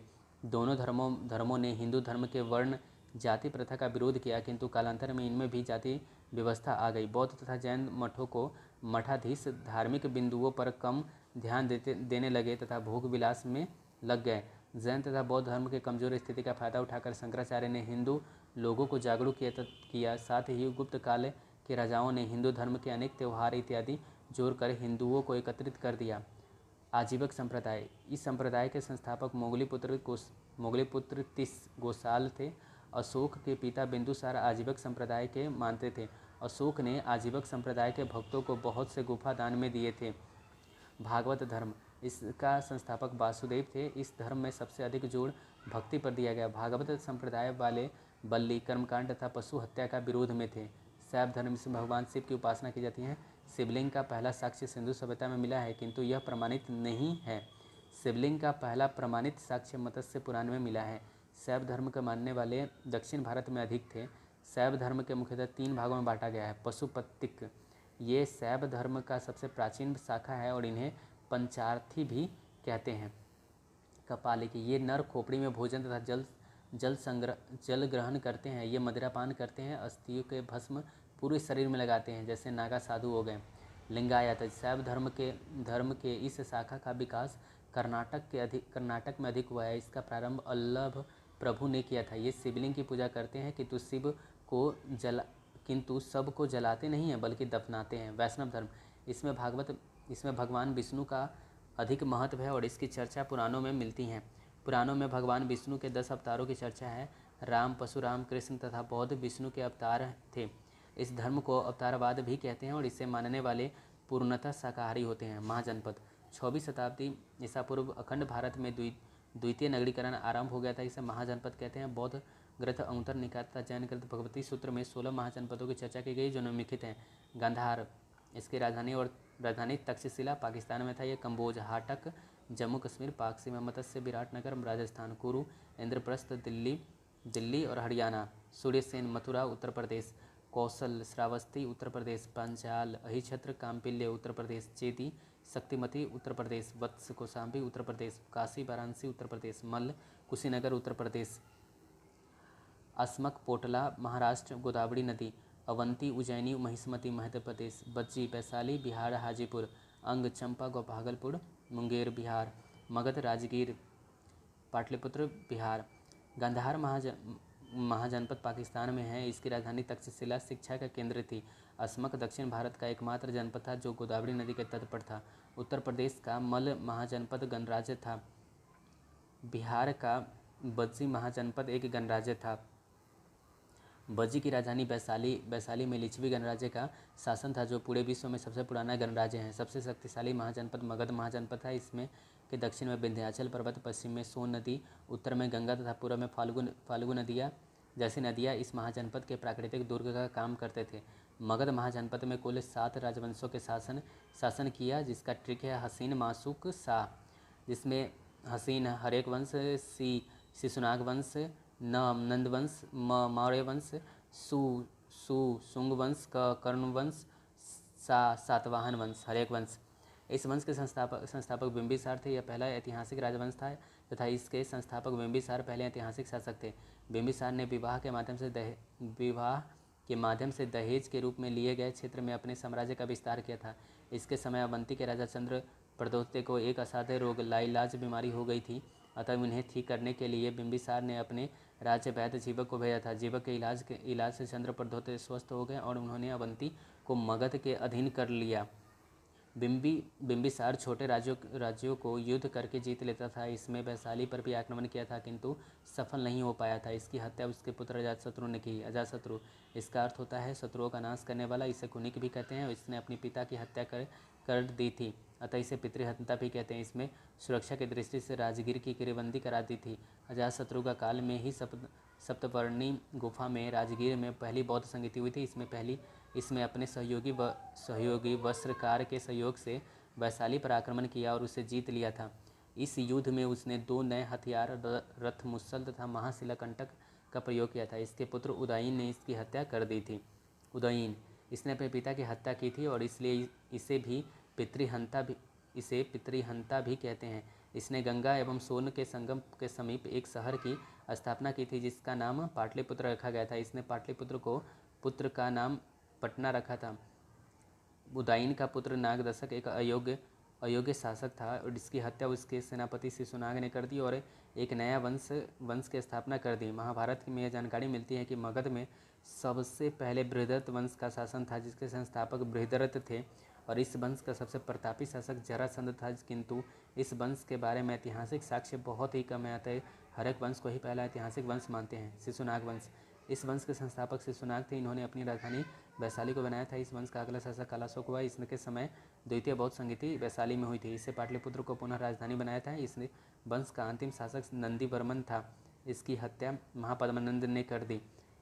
नंद वंश इस वंश के संस्थापक महापद्मनंद थे जो जाति के शूद्र थे। इन्होंने राजपूतों का विनाश करके सर्वछत्रांतक की उपाधि धारण की थी। इसे कलिंग जीतकर एक राट की उपाधि धारण की थी। इस वंश का अगला शासक घनानंद था। यह बहुत ही क्रूर शासक था। इसने कलिंग में नहर निर्माण का कार्य किया था। इसने अपने दरबार में चाणक्य का अपमान करके निकाल दिया था। इस कारण चाणक्य अपने प्रिय शिष्य चंद्रगुप्त मौर्य के सहयोग से घनानंद की हत्या कर दी थी और मौर्य वंश की स्थापना की थी। मौर्य वंश की स्थापना से पूर्व भारत में विदेशी आक्रमण। भारत के पूर्वी क्षेत्रों में मगध एक शक्तिशाली राजा था। यह अगल बगल के छोटे राजाओं को हराकर भारत के पूर्वी क्षेत्र में राजनीतिक स्थिरता ला दी थी।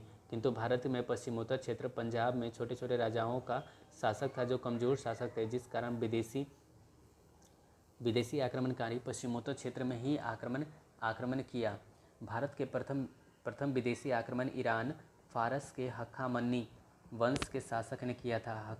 हखमनी वंश के संस्थापक साइरस द्वितीय थे। इस वंश का शासक डेरियस वन, जिसे दायवाहु भी कहते हैं, ने भारत पर आक्रमण करने वाला पहला विदेशी राजा था। इसने गंधार तथा कंबोज को हरा दिया। इस वंश का अंतिम शासक डेरियस तृतीय को सिकंदर ने पराजित कर दिया और हखमनी वंश का अंत कर दिया। मकदूनिया या यूनान आक्रमण। यूनान के राजा फिलिप का पुत्र सिकंदर था। सिकंदर का मूल नाम अलेक्जेंडर मैसिडोनिया था। इसका जन्म मैसिडोनिया में 356 ईसा पूर्व में हुआ था। उनकी पत्नी रुस्साना या रेक्सोना था। इसके घोड़े का नाम बुकफेराल, ब्यूसेफेलरू, बौकेफला था। ये सब एक ही नाम है। गुरु का नाम अरस्तु था। अरस्तु के गुरु प्लेटो थे जिसे अफलातून कहा गया है। प्लेटो को अफलातून कहा गया है। प्लेटो के गुरु सुकरात थे जिन्हें जहर का प्याला देकर मार दिया गया था। गांधार की राजधानी तक्षशिला थी। वहाँ का राजा आम्भिक ने सिकंदर की अधीनता स्वीकार कर ली, किंतु संधि पुरु के राजा पंजाब पोरस सिकंदर से युद्ध किया। 326 ईसा पूर्व में हुए इस युद्ध में झेलम वित्सता या हाइडे स्पीच का युद्ध कहते हैं। इस युद्ध में पोरस हार गए, किंतु पोरस की वीरता को देखकर सिकंदर ने उन्हें मित्र बना लिया और सिकंदर की पत्नी रेक्सोना ने पोरस की कलाई पर राखी बांधी। सिकंदर हिंदुकुश पर्वत खैबर दर्रा को पार करके भारत आया था। सिकंदर की सेना को ब्यास नदी हाइफेनिया पार करने से मना कर दिया था। ब्यास नदी को ये सिकंदर लोग हाइफेनिया कहते थे। सिकंदर अपनी सेना को नदी पार करने के लिए बहुत प्रेरित किया, लेकिन उसकी सेना ने नदी पार नहीं किया, तब सिकंदर लौट गया। सिकंदर का थल सेना के सेनापति सेल्यूकस निकेटर था, जबकि जल सेना के सेनापति नियाकस था। 323 ईसा पूर्व में ईरान के बेबीलोन में होने के कारण सिकंदर की मृत्यु 323 ईसा पूर्व में इराक के बेबीलोन में डायरिया होने की वजह से सिकंदर की मृत्यु हो गई। सिकंदर तथा उसके घोड़े बौकेफला का मकबरा बेबीलोन में है। अब आते हैं रिमार्क। बेबीलोन का झूलता बगीचा 7 अजूबों में से एक है। सिकंदर भारत में कुशाग्र बढ़ई प्राप्त करना चाहता था। सिकंदर को विश्व विजेता इसलिए कहा जाता है कि उस समय यूनान के लोगों को विश्व में जितनी जानकारियाँ थी उन सब क्षेत्रों को जीत लिया था। सिकंदर ने एशिया माइनर, तुर्की, सीरिया, मिस्र, इराक, ईरान, सिंध, गंधार, कंबोज जीत लिया था। मौर्य वंश के बारे में जानकारी के कई स्रोत हैं। पुरातात्विक स्रोत जूनागढ़ अभिलेख, शाहगौरा अभिलेख, विदेशी यात्रियों का विवरण, इंडिका, मेगास्थनीज, ऑस्टिन और जस्टिन। साहित्यिक स्रोत में देखा जाए तो अर्थशास्त्र, राजतरंगिणी, मुद्रा राक्षस, जैन तथा बौद्ध ग्रंथ। मौर्य वंश के संस्थापक चंद्रगुप्त मौर्य थे। इसकी माता का नाम मोरा था और ये निम्न जाति के थे। इसकी शिक्षा तक्षशिला में हुई थी। विशाख दत्त के पुस्तक मुद्रा राक्षस में नंद वंश के पतन तथा मौर्य वंश के उदय की चर्चा है। इसके अनुसार चाणक्य के सहयोग से चंद्रगुप्त मौर्य ने घनानंद का अंत कर दिया और घनानंद की पुत्री दुर्धरा से विवाह कर लिया। जब चंद्रगुप्त मौर्य मगध का शासक था तब यूनानी आक्रमणकारी सेल्यूकस निकेटर ने आक्रमण कर दिया था, किंतु चंद्रगुप्त मौर्य ने उसे पराजित कर दिया और उसकी बेटी कार्नेलिया हेलेना से विवाह कर लिया और दहेज में एरिया, अराकोसिया, जेंड्रोसिया तथा पेरिस पेमियाई, कंधारम, मकरान तथा हेरात प्राप्त किया। चंद्रगुप्त मौर्य ने भी सेल्यूकस निकेटर को 500 हाथी उपहार में दिए। सेल्यूकस निकेटर ने अपना एक राजदूत मेगास्थनीज को चंद्रगुप्त मौर्य के दरबार में भेजा था। मेगास्थनीज की पुस्तक इंडिका में मौर्य वंश की जानकारी मिलती है। इंडिका में लिखा है कि मौर्य काल में समाज 7 वर्गों में बंटा था तथा भारतीयों को लिखने की रुचि नहीं थी। चंद्रगुप्त मौर्य ने बंगाल अभियान भी किया था, जिसकी जानकारी महास्थान अभिलेख से मिलता है। गोरखपुर में स्थित शाहगौरा ताम्र अभिलेख से अकाल के दौरान चंद्रगुप्त मौर्य द्वारा किए गए राहत कार्यों की चर्चा मिलती है। चंद्रगुप्त मौर्य को जैन धर्म की शिक्षा भद्रबाहु के नेतृत्व में मिली थी। भद्रबाहु के साथ ही चंद्रगुप्त मौर्य कर्नाटक के श्रवणबेलगोला चला गया, जहाँ 298 ईस्वी में संलेखना या संथारा विधि से प्राण त्याग दिया। रुद्रदामन के जूनागढ़ अभिलेख गुजरात से यह जानकारी मिलती है कि चंद्रगुप्त मौर्य ने सरकारी खर्च से गुजरात के सौराष्ट्र में सुदर्शन झील बनवाया था। इस अभिलेख से चंद्रगुप्त मौर्य के पश्चिमी विस्तार की जानकारी मिलती है। मौर्य वंश के बारे में सर्वाधिक जानकारी चाणक्य की पुस्तक अर्थशास्त्र से मिलती है, जो एक राजनैतिक पुस्तक है। इस पुस्तक में 15 अधिकरण हैं। इस पुस्तक में राजा के राजत्व सिद्धांत की चर्चा की गई है और कहा गया है कि एक मजबूत राजा को सप्रांग सिद्धांत प्राप्त करना होता है। अर्थशास्त्र के संस्करण समाजशास्त्र ने किया था, जो निम्नलिखित है। राजा स्वामी, मंत्री अमात्य, जनपद, क्षेत्र, दुर्ग, किला, कोष, धन, दंड, न्याय, मित्र। चाणक्य को विष्णुगुप्त या कौटिल्य भी कहते हैं। ये तक्षशिला के ब्राह्मण थे और तक्षशिला विश्वविद्यालय के आचार्य थे। इनके पिता का नाम गुनी था। चाणक्य की बेइज्जती घनानंद ने की थी। इसी के प्रतिशोध के लिए उन्होंने चंद्रगुप्त मौर्य का सहारा लिया और घनानंद का अंत कर दिया। प्लूटार्क ने चंद्रगुप्त मौर्य के लिए सेंट्रोकोटस शब्द का प्रयोग किया है। जस्टिन ने चंद्रगुप्त मौर्य के लिए सेंट्रोकोटस शब्द का प्रयोग किया है। प्लूटार्क ने एंट्रोकोटस और जस्टिन ने सेंट्रोकोटस शब्द का प्रयोग किया है। विलियम जोन्स ने यह पहचान कराया कि सेंट्रोकोटस ही चंद्रगुप्त मौर्य है। बिंदुसार, इसकी माता दुर्धरा थी और यह चंद्रगुप्त मौर्य के उत्तराधिकारी था। इसके दरबार में सीरिया के नरेश एंटियोकस ने अपनी राजदूत डायमेकस को भेजा था। इसे मेगास्थनीज के उत्तराधिकारी माना जाता है। बिंदुसार ने सीरिया के नरेश से अंजीर, मीठी शराब तथा दार्शनिक मांगा था। वहाँ के राजा ने अंजीर तथा मीठी शराब दिया, किंतु दार्शनिक देने से मना कर दिया, क्योंकि सीरिया में दार्शनिकों का व्यापार नहीं होता था। बिंदुसार के दरबार में मिस्र के राजा फिलाडेल्फस ने अपना राजदूत डायनोसियस को भेजा था। बिंदुसार के समय तक्षशिला कश्मीर में 2 बार विद्रोह हुआ था। उस समय तक्षशिला का राजकुमार बिंदुसार का बड़ा बेटा सुसीम था, जो विद्रोह को दबाने में असफल हो गया। बिंदुसार ने अपने पुत्र अशोक को इस समय अवंती का राज्यपाल था, उसे विद्रोह दबाने के लिए तक्षशिला भेजा। अशोक ने क्रूरतापूर्वक विद्रोह को दबा दिया। कल्हण की राजधानी पुस्तक राजतरंगिणी से यह जानकारी मिलती है कि अशोक ने श्रीनगर की स्थापना की थी। बिंदुसार आजीवक संप्रदाय को मानने वाला था। बिंदुसार की मृत्यु के बाद अशोक मगध के सिंहासन पर बैठा। बिंदुसार को अमित घात भी कहते हैं। इसका जन्म 304 ईसा पूर्व में हुआ था, पाटलिपुत्र में हुआ था। बौद्ध ग्रंथों के अनुसार अशोक ने राजा बनने के लिए अपने 99 भाइयों की हत्या कर दी थी। 269 ईसा पूर्व में अशोक ने अपनी राज्याभिषेक कराया था। राज्याभिषेक के 8वें वर्ष अर्थात 261 ईसा पूर्व में अशोक ने कलिंग पर आक्रमण किया था। कलिंग आक्रमण की जानकारी खालवेल के हाथी गुफा अभिलेख से मिलती है। इस अभिलेख के अनुसार कलिंग आक्रमण के समय कलिंग का राजा नंदराज था। कलिंग में भीषण नरसंहार को देखते अशोक का हृदय परिवर्तित हो गया। ऐसा माना जाता है कि अशोक ने हाथियों को प्राप्त करने के लिए कलिंग पर आक्रमण किया था। कलिंग आक्रमण के बाद अशोक ने बौद्ध धर्म अपना लिया था। इस बौद्ध धर्म अपनाने की प्रेरणा उसके भतीजे निग्रोध से मिली, जबकि बौद्ध धर्म की शिक्षा उपगुप्त ने दी थी।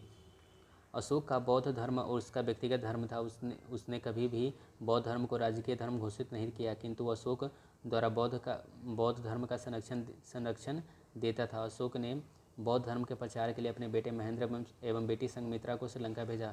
श्रीलंका के राजा ने सिंहली संप्रदाय को छोड़कर बौद्ध धर्म अपना लिया। अशोक धार्मिक रूप से सहिष्णु था, अर्थात वह किसी भी धर्म के साथ भेदभाव नहीं करता था। अशोक ने आजीविक संप्रदाय के लोगों को गया में स्थित बराबर के पहाड़ियों में 4 गुफा सुदामा, कर्ण, चौपाड़ और विश्व झोपड़ी दान में दी थी। अशोक के 5 पत्नियां थीं, जिसमें अशोक पर सर्वाधिक प्रभाव कारुबाकी का था। अशोक भारत का पहला ऐसा शासक था जिसने अपने संदेशों को अभिलेख के माध्यम से जनता तक पहुंचाया था। अशोक के अभिलेख लिखने की प्रेरणा इराक के राजा डेरियस, जिसे दारा या दाएबाहु से मिली थी। अशोक के अभिलेखों की भाषा प्राकृत थी, जिसमें 4 लिपियाँ में लिखी गई थी। ब्रह्मी लिपि यह भारत में मिले हैं, खरोष्टी लिपि यह पाकिस्तान में मिले हैं, अरमाइक लिपि यह अफगानिस्तान में मिले हैं, ग्रीक लिपि यह अफगानिस्तान के उत्तरी सीमा पर मिली है। मतलब ग्रीक और अरमाइक दोनों अफगानिस्तान से, खरोष्टी पाकिस्तान से और ब्रह्मी भारत से मिली हुई है। अशोक के अभिलेख को पढ़ने में पहली सफलता 1837 ईस्वी में जेम्स प्रिंसेप को मिली थी। अशोक ने अपने अधिकतर अभिलेखों में अपना नाम देवनाम प्रियदर्शी, देवताओं का पसंद लिखा है। मध्य प्रदेश के कुरजारा तथा कर्नाटक के मास्की, नेटूर तथा उदयगोलन अभिलेखों में अशोक का नाम स्पष्ट रूप से अशोक लिखा है। भाब्रू अभिलेख राजस्थान के भाब्रू अभिलेख में अशोक ने खुद को मगध का सम्राट बताया। भाब्रू अभिलेख में उसने बौद्ध धर्म को त्रिरत्न बुद्ध धम्म और संघ की चर्चा की है। अशोक के लघु शिलालेख, अशोक के 7 लघु शिलालेख है। रोमनदेही अभिलेख यह अफगानिस्तान के कंधार में मिला है, जो आरामाइक लिपि में है और यह सबसे छोटा अभिलेख है। यह एकमात्र अभिलेख है जिसमें अशोक के प्रशासनिक चर्चा न करके आर्थिक क्रियाकलापों की चर्चा की है। कौशाम्बी का अभिलेख यूपी में है। इसमें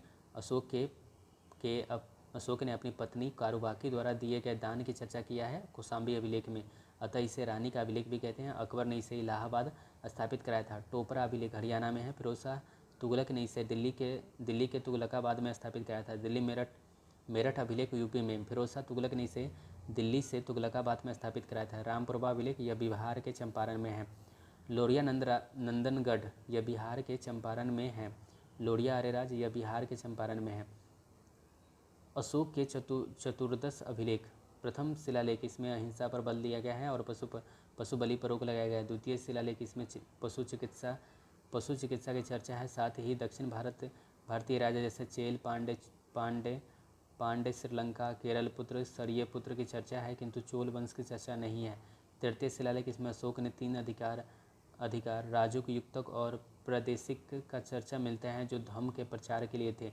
चतुर्थ शिलालेख इसमें भेरी घोष, युद्ध के स्थान पर धम्म घोष, बौद्ध की नीति की चर्चा है। 5वां शिलालेख इसमें धम्म महापात्र नामक अधिकारी की चर्चा है, जो धार्मिक जीवन को देखरेख करता है। 6ठा शिलालेख इसे अशोक ने कहा कि मेरा अधिकारी जन कल्याण के लिए जब चाहे मुझसे मिल सकता है। 7वां शिलालेख इसमें अशोक ने विभिन्न धर्मों को आपसी समन्वय की बात कही और सबसे बड़ा शिलालेख था। 8वां शिलालेख इसमें अशोक के धम्म यात्रा की चर्चा है, जिसमें राज्याभिषेक के 8वें वर्ष से प्रारंभ होती हैं। राज्याभिषेक के 10वें वर्ष वे गया गए, राज्याभिषेक के 20वें वर्ष लुम्बिनी गए। 9वां अभिलेख इसमें अशोक ने छोटे मोटे त्योहारों पर प्रतिबंध लगा दिया था। 10वां अभिलेख इसमें अशोक के महत्व के बारे में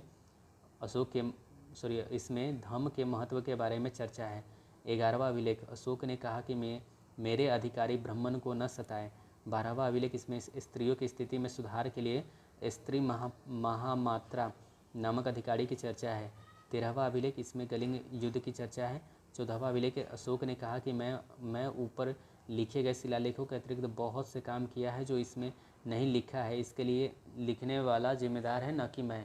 सारे कुना अभिलेख यह अफगानिस्तान के कंधार में मिला है, जो ग्रीक तथा अरमाइक भाषा में है। कलिंग अभिलेखों में अशोक ने कहा कि संसार में सभी मानव मेरी संतान है, पुत्र है।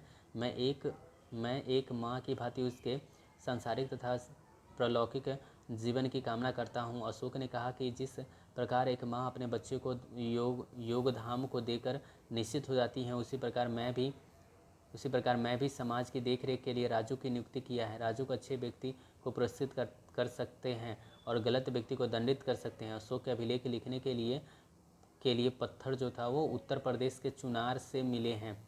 अशोक के धम्म यात्रा। अशोक ने लोगों को नैतिकता सिखाने के लिए जो नियम कानून की संहिता बनाई है उसे ही धम्म कहते हैं। अशोक का धर्म स्वनियंत्रण पर आधारित था।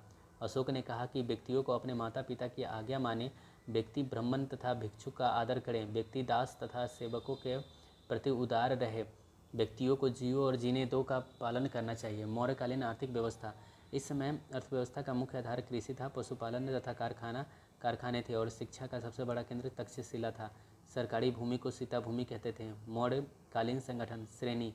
यह शिल्पकारों का संगठन था। निगम। यह व्यापारियों का संगठन था। सार्थवाह। यह कांडवा काफिला का संगठन था। मौर्यकालीन सैन्य व्यवस्था। मौर्यकालीन सैन्य व्यवस्था बहुत ही विशाल थी। इस समय अस्थायी तथा अस्थायी दो प्रकार के सैनिक रहते थे। मौर्यकाल की सेना नंदों से 3 गुनी थी। जस्टिन ने कहा कि मौर्य की सेना डाकुओं का एक गिरोह था। प्रशासनिक व्यवस्था। मौर्यकालीन प्रशासन का एक केंद्रीकृत शासन था। राजा को सलाह देने के लिए मंत्री परिषद होते थे। उच्च अधिकारियों को तीर्थ या महामात्रा कहा जाता था। इसकी संख्या 18 थी। प्रशासनिक अधिकारियों को अध्यक्ष कहा जाता था और इसकी संख्या 26 थी। ये हैं कुछ इनमें से कुछ निम्न हैं। सीताध्यक्ष जिसे कृषि विभाग दिया गया था। अकाराध्यक्ष जिसे खनन विभाग दिया गया था। लक्ष्मणाध्यक्ष जिसे मुद्रा विभाग दिया गया था। लक्ष्मी मतलब पैसा। आकारा मतलब वो जो मतलब बहुत दूर हो क्या होता है, खनन का कार्य होता था। राक्षीन जो कि पुलिस विभाग था, रक्षा करने का काम। धर्मस्थली धर्म के लिए दीवानी न्यायालय बनाया गया था। कंटक सौध ये फौजदारी न्यायालय था, अपराध के लिए था ये। और दीवानी न्यायालय जो था वो धर्मस्थली कहलाता था, धन के लिए था ये। गूढ़ पुरुष जो थे गुप्तचर कहलाते थे। संस्था अस्थायी गुप्तचर था। संचार चलायमान गुप्तचर थे। आटविक जो थे वो जंगल के अधिकारी थे। समाहर्ता जो था टैक्स या कर वसूलते का काम करते थे। सानिधाता जो था वो कोषाध्यक्ष था। मौर्यकालीन वास्तुकला। मौर्यकाल में लकड़ी के भवन हुआ करते थे जो वर्तमान पटना के कुम्हार से मिले हैं। मौर्य काल में पत्थर के कुशल कारीगर होते थे। अशोक ने मध्य प्रदेश में सांची का स्तूप बनवाया है जो सबसे बड़ा स्तूप है। अशोक ने यूपी के सारनाथ में अशोक स्तंभ बनवाया जिस पर 4 पत्थर के शेरों को एक ही जगह रखा गया है जो अहिंसा का सूचक है। यही भारत का राष्ट्रीय चिन्ह भी है। मौर्य काल में पत्थर की बनी सबसे महत्वपूर्ण कलाकृति पटना के दीदारगंज से मिला है। यह यक्षिणी की मूर्ति है। अशोक के अभिलेख विभिन्न क्षेत्रों में मिले हैं किंतु पाटलिपुत्र से एक भी अभिलेख नहीं मिला है। सामाजिक जीवन।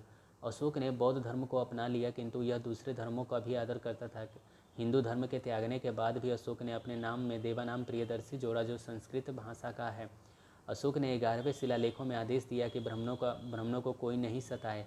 अशोक ने आजीवक संप्रदाय के भक्तों को गया की 4 गुफा दे दिया था। अशोक ने पशुपति पर पूर्णतः प्रतिबंध लगा दिया था। यज्ञ तथा कर्मकांड पर रोक लगा दिया जिस कारण ब्राह्मणों की आय में बहुत कमी आ गई।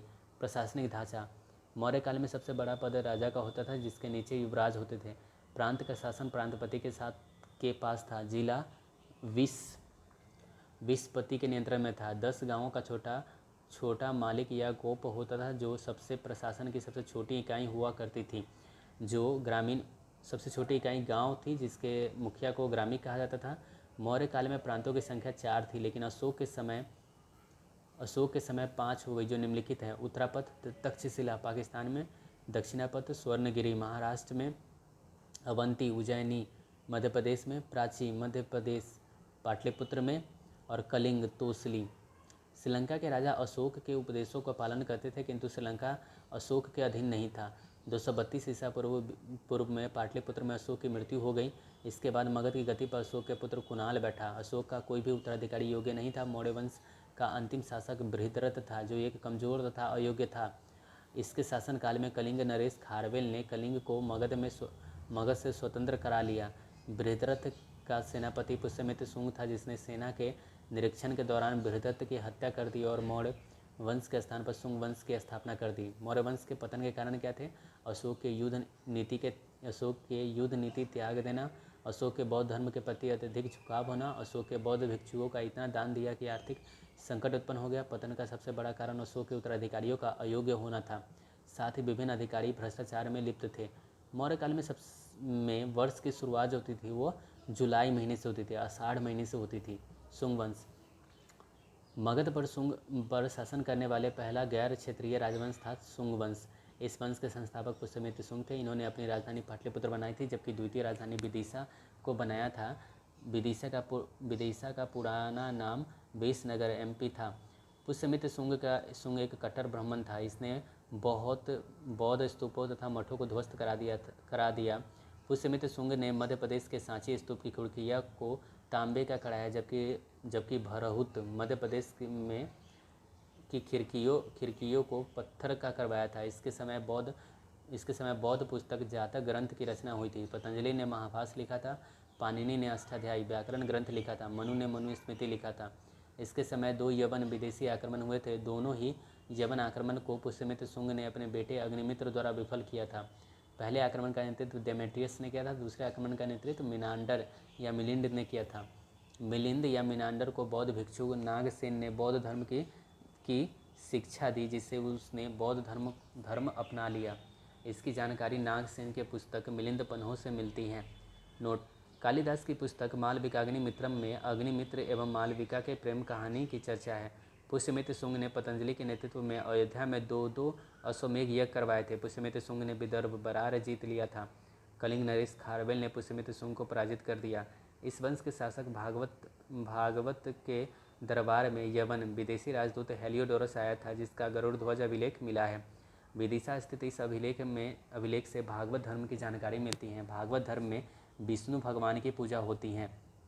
इस वंश के अंतिम शासक देवभूति थे, जिनकी हत्या उनके मंत्री वासुदेव ने कर दी थी और इसके स्थान पर कण्व वंश की स्थापना कर दी। कण्व वंश: इस वंश के संस्थापक वासुदेव थे। इन्होंने अपनी राजधानी विदिशा को बनाया। इस वंश के कुल 4 शासक हुए। इस वंश का अंतिम शासक सुशर्मा था, जिसकी हत्या उसके मंत्री सिमुक ने कर दिया था और उसके स्थान पर सातवाहन वंश की स्थापना कर दी थी। सातवाहन वंश प्रतिष्ठान आंध्र प्रदेश में है। इस वंश के संस्थापक सिमुक थे। प्रारंभ में यह वंश महाराष्ट्र के क्षेत्र में था, किंतु शक राजाओं ने इन्हें महाराष्ट्र छोड़ने पर विवश कर दिया।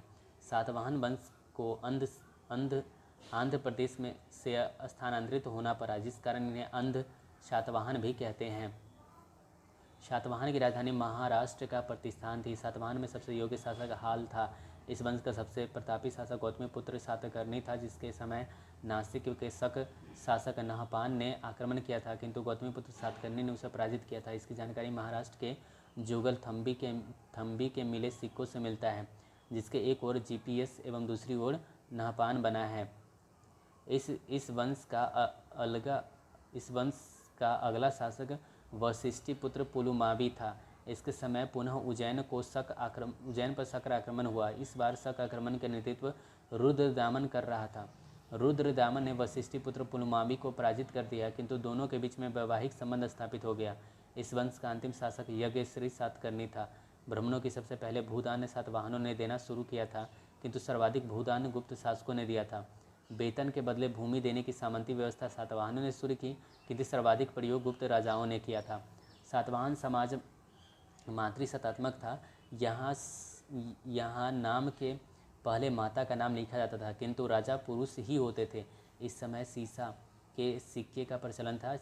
चांदी के सिक्के को कारसार्पण कहते थे। सातवाहन साम्राज्य की भूमि गोदावरी नदी घाटी में थी, जिस कारण यह अधिक उपजाऊ था। ऐसा कहा जाता है कि सातवाहन काल की भूमि उस समय के सबसे उपजाऊ भूमि थी। मौर्य काल के पतन के बाद मगध छोटे छोटे टुकड़ों में बंट गया और कोई भी योग्य शासक नहीं रहा, जिस कारण विदेशी आक्रमणकारियों को भारत पर एक अवसर की तरह देखने लगे। मौर्योत्तर काल के बाद भारत पर 4 विदेशी आक्रमण हुए। ये थे इंडो ग्रीक, मतलब ये यवन आक्रमण था, उसके बाद शक था, तब पहलव था, तब कुषाण था। इसे ISPK या YSPK से भी याद कर सकते हैं। YSPK से याद कर सकते हैं और या ISPK से याद रख सकते हैं। अब आते हैं इंडो ग्रीक के बारे में जानते हैं। इनका क्षेत्र हिंदू कुश पर्वत के समीप बैक्टीरिया में था, अतः इन्हें बैक्टीरिया शासक भी कहते थे। ये हिंद यूनानी भारत में 2 चरण में आए थे। प्रथम चरण, इसमें डेमेट्रियस ने पंजाब के साकल में डेमेट्रियस वंश की स्थापना की थी। डेमेट्रियस ने शुंग राजा पुष्यमित्र शुंग पर आक्रमण किया था, किंतु पराजित हो गया था। अगला शासक मिनांडर बना, इसने भी शुंग राजा पुष्यमित्र शुंग पर आक्रमण किया, किंतु पराजित हो गया। इन्हें मिनांडर बौद्ध भिक्षुक नागसेन ने बौद्ध धर्म में शिक्षा दी थी।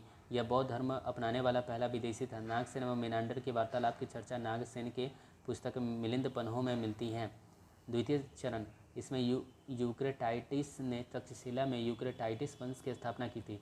इस वंश के शासक आंतियाल ने अपना राजदूत हेलियोडोटस को शुंग राजा भागव्रत के दरबार में मित्रवत संबंध स्थापित करने के लिए भेजा। हेलियोडोरस भागवत धर्म विष्णु भगवान के प्रभावित होकर इस धर्म को अपना लिया और उस धर्म के सम्मान में विदिशा वेश नगर में गरुड़ ध्वज अभिलेख बनवाया। यह किसी राजदूत का एकमात्र व्यक्तिगत अभिलेख है, गरुड़ ध्वज अभिलेख, जो कि हेलियोडोरस का है। हिंदू यूनानी की विशेषता, ये यवन से आकर भारत में बस गए थे, अतः इन्हें हिंद यूनानी कहते हैं। इनमें काली मिर्च की बहुत ही पसंद करते थे, अतः यह काली मिर्च को यवन प्रिय कहा गया। भारत में पहली बार चित्रित सोने के सिक्के यूनानियों ने चलाया था। यूनानियों ने भारत में खगोल, ज्योतिष, गणित तथा समय की गणना प्रारंभ की थी। शक वंश या सिथियन वंश 990 BC का है। ये शक मध्य एशिया के रहने वाले थे। इन्हें यूची कबीला वाले ने मध्य एशिया से भगा दिया था। शक राजाओं को क्षत्रप कहा जाता था। ये भारत में आकर 5 जगहों में बसे थे: कंधार अफगानिस्तान में, तक्षशिला पाकिस्तान में, मथुरा यूपी में, उज्जैन मध्य प्रदेश के में, यहाँ पर चेतक और यशोमती थे, नासिक महाराष्ट्र में, भूमिका। मथुरा के राजुक शासक को मालवा के शासक ने 57 BC में पराजित किया था और विक्रमादित्य की उपाधि धारण की थी। इस उपलक्ष्य में उसने 57 ईसा पूर्व में विक्रम संवत नामक कैलेंडर चलाया था। भारतीय संविधान का यह मूल कैलेंडर था, किंतु 1957 में शक संवत को अपना लिया गया। नासिक का शक शासक नहापान ने सातवाहन शासक गौतमीपुत्र सातकर्णी पर आक्रमण किया, किंतु पराजित हो गया। इसकी जानकारी नासिक के जोगलथम्बी से मिले सिक्कों से मिलता है। सबसे प्रतापी शक शासक उज्जैन के रुद्रदामन थे। रुद्रदामन ने सातवाहन शासक वशिष्ठिपुत्र पुलमावी को पराजित किया था। रुद्रदामन का गुजरात के सौराष्ट्र प्रांत में गिरनार पहाड़ी पर जूनागढ़ अभिलेख मिला है। यह संस्कृत भाषा में लिखा गया भारत का पहला अभिलेख है। इस अभिलेख में जानकारी मिलती है कि चंद्रगुप्त मौर्य ने सरकारी खर्च पर गुजरात के सौराष्ट्र में सुदर्शन झील का बनवाया था। यह अभिलेख चंद्रगुप्त मौर्य के पश्चिम विस्तार में जानकारी देता है। रुद्रदामन ने इस झील का पुनर्निर्माण जीर्णोद्धार अपने अधिकारी सुविशाख द्वारा करवाया था। गुप्त शासक स्कंदगुप्त ने भी इस झील का पुनर्निर्माण करवाया था। नोट: ब्राह्मी लिपि का आधुनिक रूप देवनागरी लिपि है। इस हिंदी संस्कृत देवनागरी लिपि में लिखी जाती है। अंतिम शक शासक रुद्र सिंह तृतीय थे। गुप्त शासक चंद्रगुप्त द्वितीय ने शकों को सर्वनाश कर दिया और उस उपलक्ष्य में विक्रमादित्य की उपाधि धारण किया था और चांदी के सिक्के भी चलाए थे। शक शासकों ने 78 ईस्वी में भारत प्रारंभ किए गए कनिष्क के कैलेंडर को इतना अधिक प्रयोग किया कि इसे शक संवत कहते हैं। ग्रिगोरियन कैलेंडर, यह सूर्य पर आधारित है। यह ईसा के जन्म से प्रारंभ होता है। इसका प्रयोग सर्वाधिक होता है। ग्रिगोरियन कैलेंडर के अनुसार आज 8 जनवरी 2020 है। विक्रम संवत, इसे मालवा शासक विक्रमादित्य IV ने 57 ईसा पूर्व प्रारंभ किया था। यह ग्रिगोरियन कैलेंडर से 57 वर्ष आगे हैं, अर्थात विक्रम संवत में तिथि ज्ञात करने के लिए ग्रिगोरियन कैलेंडर में 57 जोड़ देते हैं। विक्रम संवत के अनुसार 8 जनवरी 2020 + 57 2077 है। इसी कारण संविधान लागू की तिथि 1949 को विक्रम संवत में 2006 कहते हैं। शक संवत, इसे कनिष्क ने 78 ईस्वी में अपने राज्याभिषेक के समय प्रारंभ कराया था। यह ग्रिगोरियन कैलेंडर से 78 वर्ष बाद आया था। यह ग्रिगोरियन कैलेंडर से 78 साल पीछे हैं।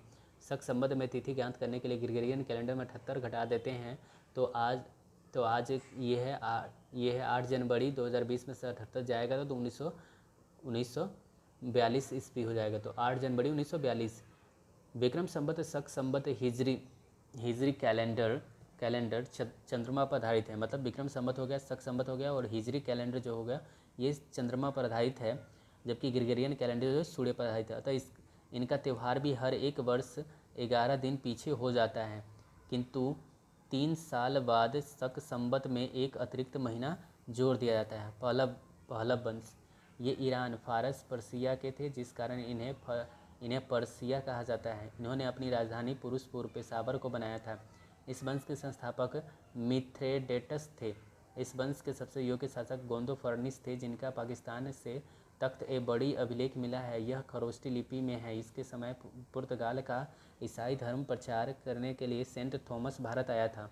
यह भारत आने वाला पहला ईसाई धर्म प्रचारक था। कुषाण ये मध्य एशिया के निवासी थे। मध्य एशिया में यूची कबीला 5 भागों में बटा था। इसी 5 में से एक भाग कुषाण था। कुषाण वंश का क्षेत्र मध्य एशिया के अनुदरिया नदी से लेकर गंगा के दौरा तक था। कुषाण वंश के संस्थापक कुडुल कड़फिसस थे। इन्होंने तांबे के सिक्के चलाए थे।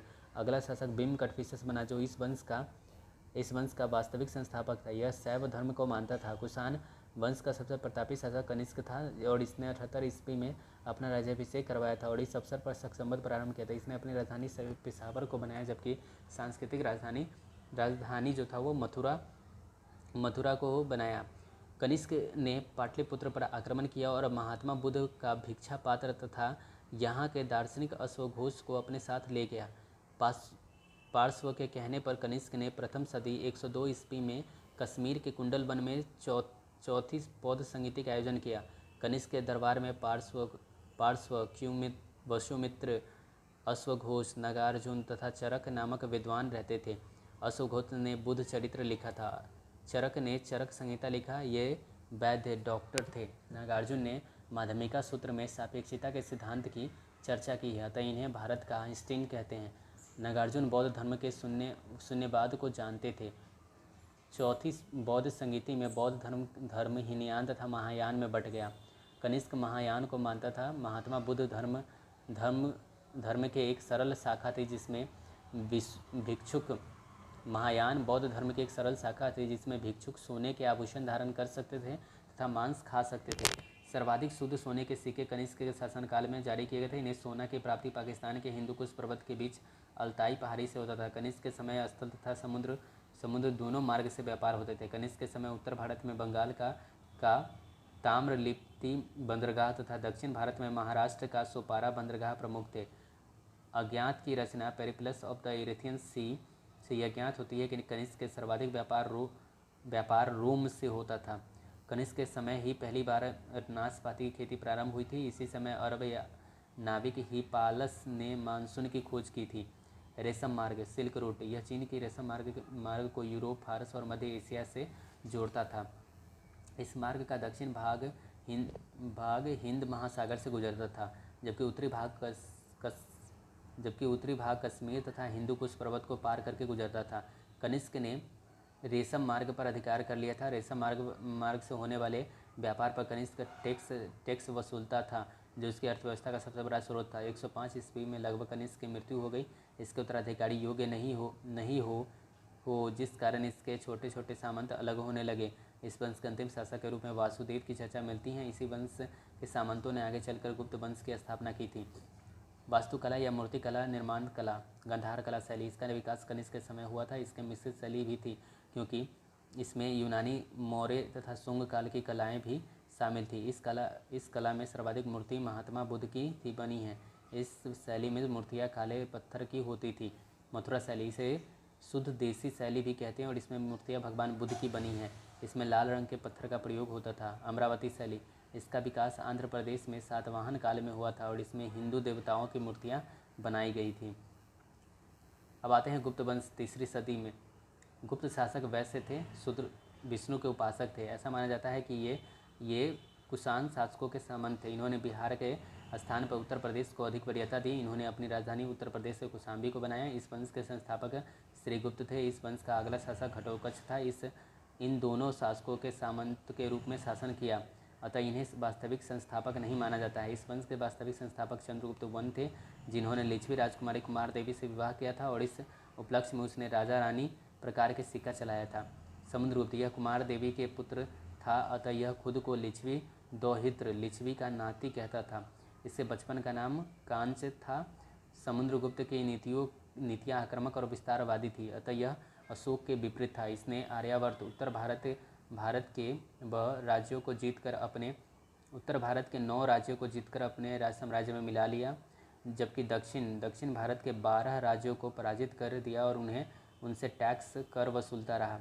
इन्हीं विजय अभियान के कारण समुद्रगुप्त को धरणीबंध कहा जाता है। इतिहासकार B.S. स्मिथ ने समुद्रगुप्त की तुलना नेपोलियन से की है।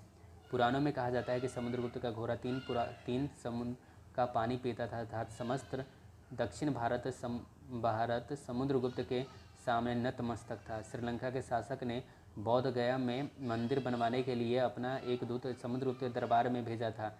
समुद्रगुप्त ने उसे मंदिर बनवाने की अनुमति दिया।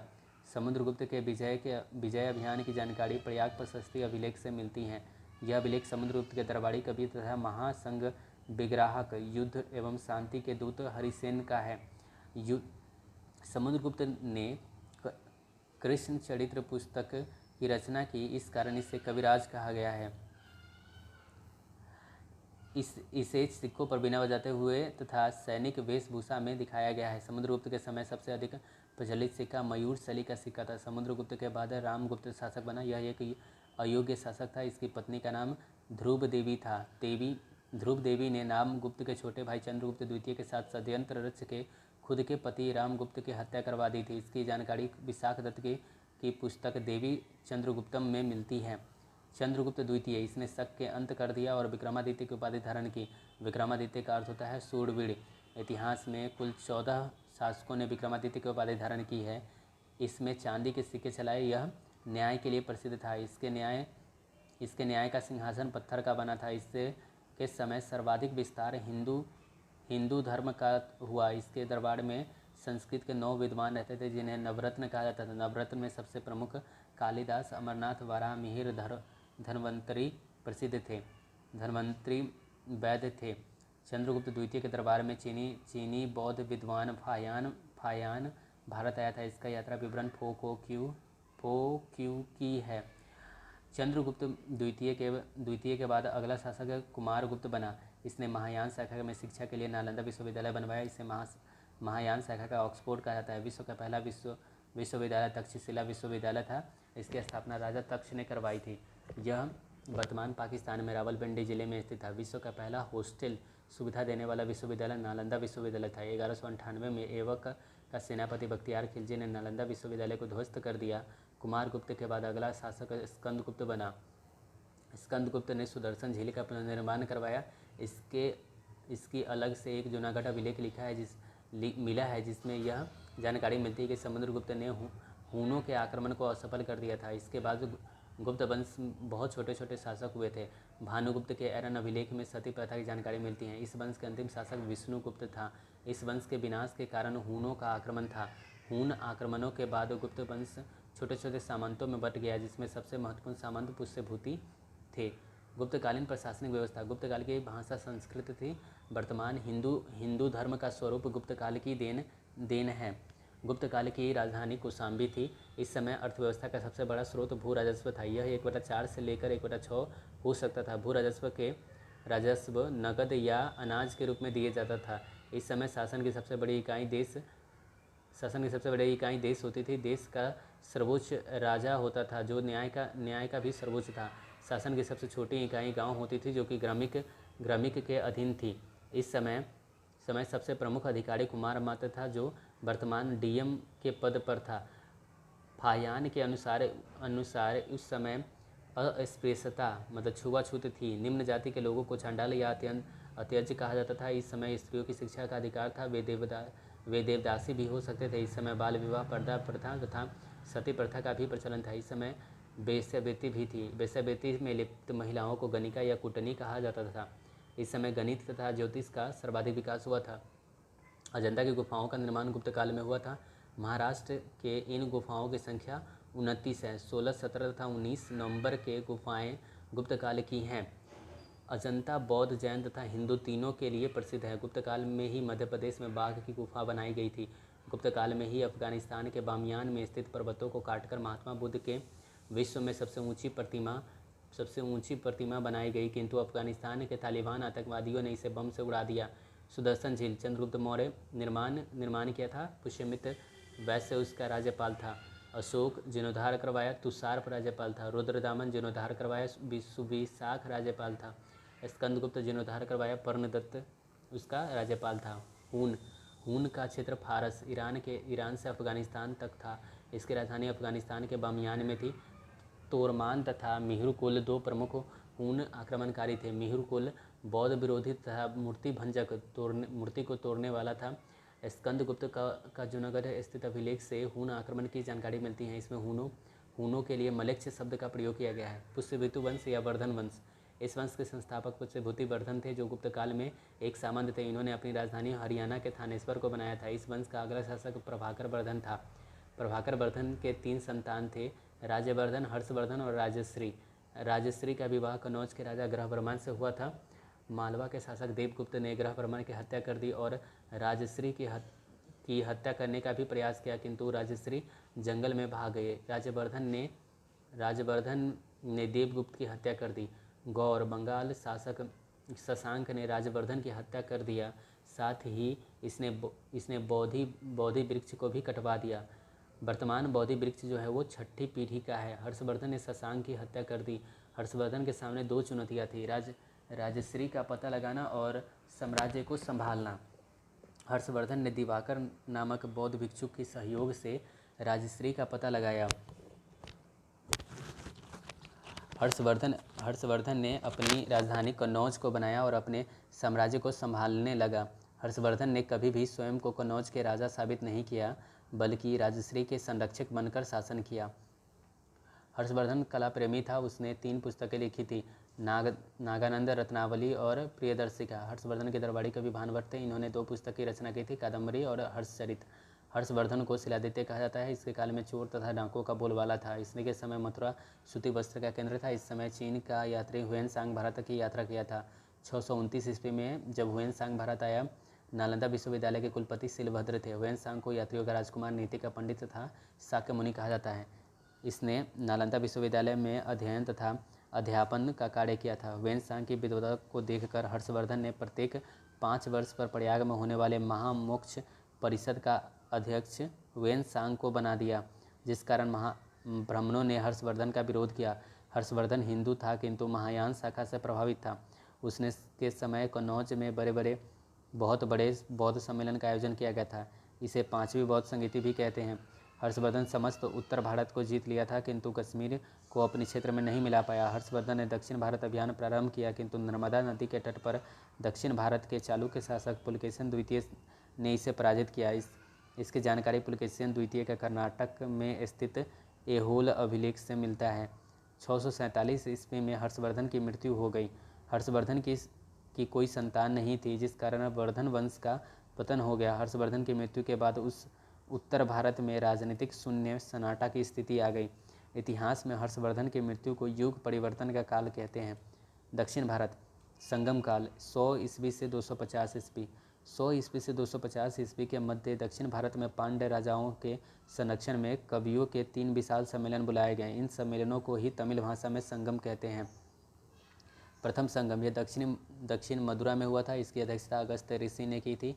इस सम्मेलन में 89 राजाओं ने भाग लिया था। वर्तमान में दक्षिणी मदुरा जलमग्न हो गया था, जिस कारण इस संगम में लिखे गए साहित्य में की कोई जानकारी नहीं मिलती है। द्वितीय संगम कपाटपुरम अलायब में हुआ था। प्रारंभ में इसकी अध्यक्षता अगस्त्य ऋषि ने की थी, किंतु बाद में तोल्कापियर ने की थी। इस सम्मेलन में तोल्कापियर ने तोल्कापियम नामक तमिल साहित्य की रचना की थी। इस संगम में 59 राजाओं ने हिस्सा लिया था।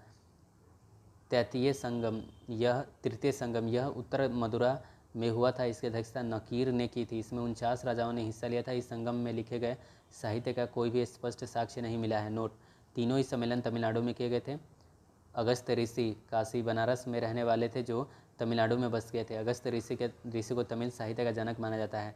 संगम काल के राजे कृष्णा नदी के दक्षिण में अर्थात भारत के सुदूर दक्षिण में 3 राज्यों का उदय हुआ: चेर, पांड्य, चोल।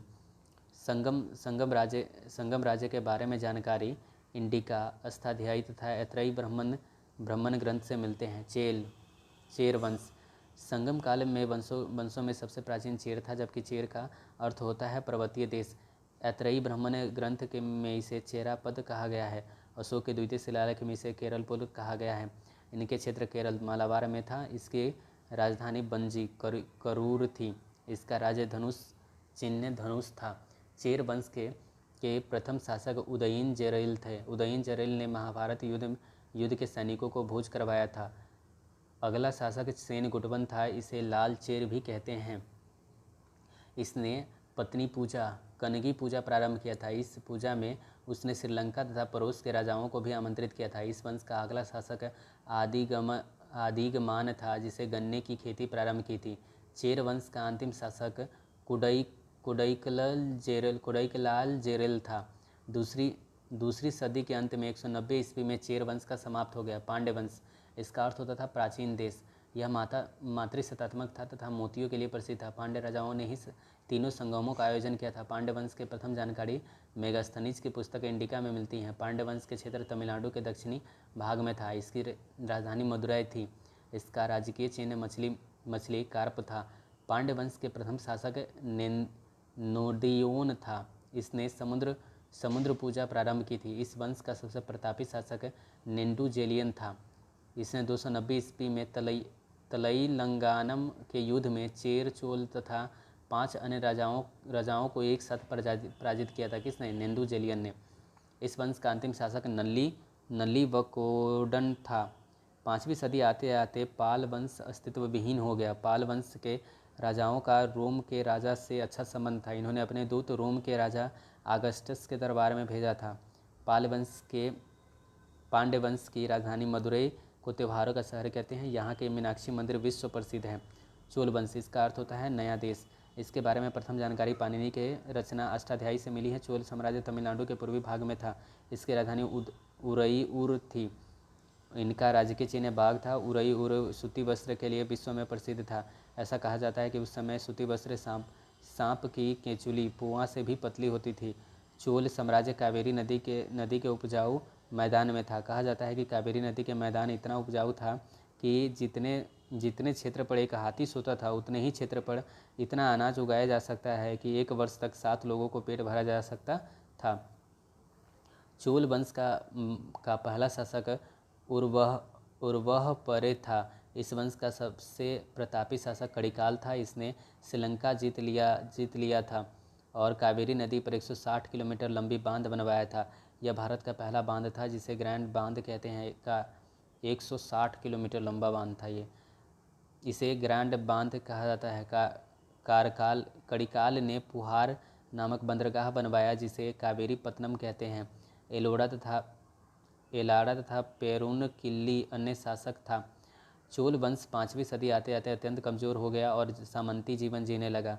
8वीं सदी में पुनः चोलों का उदय हुआ। संगमकालीन आर्थिक जीवन। संगमकालीन काल सूती वस्त्र, मसाला, मोती, कृषि तथा पशुपालन के लिए प्रसिद्ध था। इस समय के सूती वस्त्र पूरे विश्व में सबसे अधिक प्रसिद्ध थे। संगमकालीन व्यापार। संगम काल में रोम से सर्वाधिक व्यापार होते थे। तमिलनाडु के अरिकामेड्डू, जिसे हम पांडिचेरी से रोम का सर्वाधिक व्यापार होता था। संगमकालीन जाति व्यवस्था। संगम काल में उत्तर भारत के विपरीत जाति व्यवस्था थी। यहाँ सामंत तथा दास में समाज बटा हुआ था। यह वर्ण व्यवस्था तथा ऊंच नीच की जाति व्यवस्था नहीं थी। संगमकालीन धार्मिक जीवन। संगम काल में सबसे प्रमुख देवता मुरुगन थे, जिन्हें वर्तमान में सुब्रमण्यम कहा जाता है। दूसरे प्रमुख देवता कार्तिकीय, गणेश जी के भाई थे। संगमकालीन बंदरगाह। संगम काल के तीनों ही वंश के पास अपने अपने बंदरगाह थे। चेर बंदरगाह, बंदर चेर, लाल चोल बंदरगाह पुहार तथा उड़ई में, पांड बंदरगाह सालियूर एवं कोरकाय में। संगमकालीन साहित्य। संगम साहित्य तमिल भाषा में लिखे गए थे। इसमें तमिलकम या द्रविड़ साहित्य भी कहते हैं जो निम्नलिखित हैं। तोल्कापियर, इसका संबंध व्याकरण से था। तिरुकरुलाल या कुराल, इसे तमिल साहित्य का बाइबिल कहते हैं। जीवक चिंतामणि, इसका संबंध जैन धर्म से है। शिल्पपादिकारम, इसका संबंध जैन धर्म से और इसमें नूपुर पायल की कहानी है। राजा कोवलम अपनी पत्नी कनगी को छोड़कर माधवी नामक नर्तकी के प्रेम में फंस जाता है और अपने धर्म को लुटाने के बाद उसे पश्चाताप होता है और अपनी पत्नी के पास वापस लौटता है। उसकी पत्नी कनगी ने उसे अपना एक पायल दिया जिसे बेद बांध कर वे मदुरा में व्यापार प्रारंभ किया, किंतु कोवलन पर मदुरै के रानी का पायल चुराने का आरोप लगा दिया गया और उसे फांसी दे दी गई। कोवलन की पत्नी कनगी ने श्राप दिया कि जिससे मदुरा शहर नष्ट हो गया। मणिमेखलई, इसका संबंध भी बौद्ध धर्म से है। इसमें कोवलन तथा माधवी से उत्पन्न संतान मणिमेखलई मणिमेखलम की चर्चा है, जिसने अंततः बौद्ध धर्म अपना लिया था। वाकाटक वंश। सातवाहन वंश के अंत के बाद उस क्षेत्र पर वाकाटक वंश का आगमन हुआ। इन्होंने अपनी राजधानी बरार को बनाया था। ये ब्राह्मण धर्म को मानते थे। इस वंश के संस्थापक विंध्य शक्ति थे। इस वंश के सबसे प्रतापी शासक प्रवरसेन थे। इन्होंने 4 अश्वमेघ यज्ञ था तथा एक वाजपेय यज्ञ कराया। इस वंश के शासक रुद्रसेन का विवाह प्रभावती से हुआ था। प्रभावती चंद्रगुप्त द्वितीय तथा देवी गुप्त के पुत्री थी। इस विवाह के कारण गुप्त तथा वाकाटक के बीच मैत्रीपूर्ण संबंध स्थापित हुआ। समुद्रगुप्त के प्रयाग प्रशस्ति अभिलेख से वाकाटक की जानकारी मिलती है, क्योंकि इस अभिलेख में केवल जीते गए क्षेत्र की चर्चा है। वाकाटक की शक्ति धीरे धीरे कमजोर हो गई और उनके स्थान पर चालुक्य वंश का उदय हुआ। चालुक्य वंश 550 ईसा पूर्व से 757 ईस्वी। सतपुरा पर्वत के दक्षिण में चालुक्य वंश का उदय हुआ और इसकी 3 शाखा थी, वातापी, कल्याणी और बेंगी। वातापी का चालुक्य नाम वातापी का वर्तमान नाम बादामी है। यह तीनों चालुक्य में सबसे पश्चिम में स्थित था। इसी ने चालुक्य की नींव रखी थी। इस वंश के संस्थापक जयसिंह थे। इस वंश का अगला शासक कीर्तिवर्मन वन था। इसे चालुक्य का निर्माता कहा जाता है। पुलकेशिन द्वितीय इस वंश के सबसे प्रतापी शासक थे। इसने नर्मदा नदी को पार करके कन्नौज के शासक हर्षवर्धन को पराजित किया था। इसने दक्षिण भारत में पल्लव शासक महेंद्र वर्मन को पराजित कर दिया और उसकी राजधानी कांची को जीतकर कांचीकोट की उपाधि धारण की थी। पुलकेशिन द्वितीय ने दोबारा पल्लव पर आक्रमण किया, किंतु पल्लव शासक नरसिंह वर्मन ने इसे पराजित कर दिया और उसका पीछा करते हुए इसकी राजधानी वातापी तक पहुंच गया एवं वातापी जीत कर वातापीकोट की उपाधि धारण कर ली और पुलकेशिन द्वितीय की हत्या कर दी। पुलकेशिन द्वितीय के राज्य की कवि रविकीर्ति था। इस वंश का अंतिम शासक कीर्तिवर्मन II था। कीर्तिवर्मन II की हत्या दंती दुर्ग ने कर दी और इसके स्थान पर राष्ट्रकूट वंश की स्थापना कर दी तथा चालुक्य को अपना सामंत बना दिया। किंतु चालुक्य के अंदर बदले की भावना थी। ये राष्ट्रकूट की कमजोर स्थिति का इंतजार कर रहे थे और ताकि राष्ट्रकूटों का अंत कर दिया जाए। कल्याणी के चालुक्य जो सामंत का जीवन जी रहे थे, राष्ट्रकूट के कमजोर स्थिति का फायदा उठा लिया और राष्ट्रकूट के अंतिम शासक कर्क द्वितीय की हत्या कर तैलप द्वितीय नामक चालुक्य ने कर दी। यही कल्याणी के चालुक्य का संस्थापक था। इस वंश का अगला शासक सोमेश्वर था, जिसने राजधानी मानखेत से कल्याणी स्थानांतरित किया, जिसके कारण इस वंश का नाम कल्याणी के चालुक्य हो गया। सोमेश्वर को चोल शासक राजराम ने कई बार पराजित कर दिया और इसके अपमानित होकर सोमेश्वर ने तुंगभद्रा नदी में आत्महत्या कर ली। इस वंश का अगला शासक विक्रमादित्य फोर बना और यह कुशल योद्धा था। विक्रमादित्य फोर ने चोल के प्रभाव को रोक दिया और यह साहित्य प्रेमी था। इसके राज्य के कवि बिल्हन रहते थे। इन्होंने विक्रमादेव चरित्र नामक पुस्तक लिखी थी। इनके दरबार में मिताक्षर विज्ञानेश्वर रहते थे। इन्होंने मिताक्षरा नामक पुस्तक लिखी थी। इस वंश के अंतिम शासक सोमेश्वर चतुर्थ थे। अब आते हैं बेंगी के चालुक्य। यह चालुक्य की सबसे कमजोर शाखा थी जो आंध्र प्रदेश के बेंगी में थी। इस वंश के संस्थापक विष्णुवर्धन थे और इस वंश में कोई प्रतापी शासक नहीं हुआ। इस वंश का सबसे योग्य शासक विजयादित्य तृतीय था। पल्लव वंश। इस वंश की राजधानी कांची थी। इस वंश के संस्थापक सिंह विष्णु थे। इसके दरबार में भरवी नामक विद्वान रहते थे, जिन्होंने किरातुल जुकियम नामक पुस्तक लिखी थी। इस वंश का अगला शासक महेंद्र वर्मन था, जिसने वातापी के चालुक्य शासक पुलकेशिन द्वितीय को पराजित किया था। इस वंश का अगला शासक नरसिंह वर्मन था, जिसके समय पुनः पुलकेशिन द्वितीय ने आक्रमण किया, किंतु पुलकेशिन द्वितीय को नरसिंह वर्मन ने मार दिया और उसकी राजधानी वातापी को जीतकर वातापीकोट की उपाधि धारण कर ली। इस वंश का अगला शासक नरसिंह वर्मन द्वितीय था। इसके दरबार में दंती नामक विद्वान रहते थे, जिन्होंने 10 कुमार चरित्रम नामक पुस्तक लिखी थी।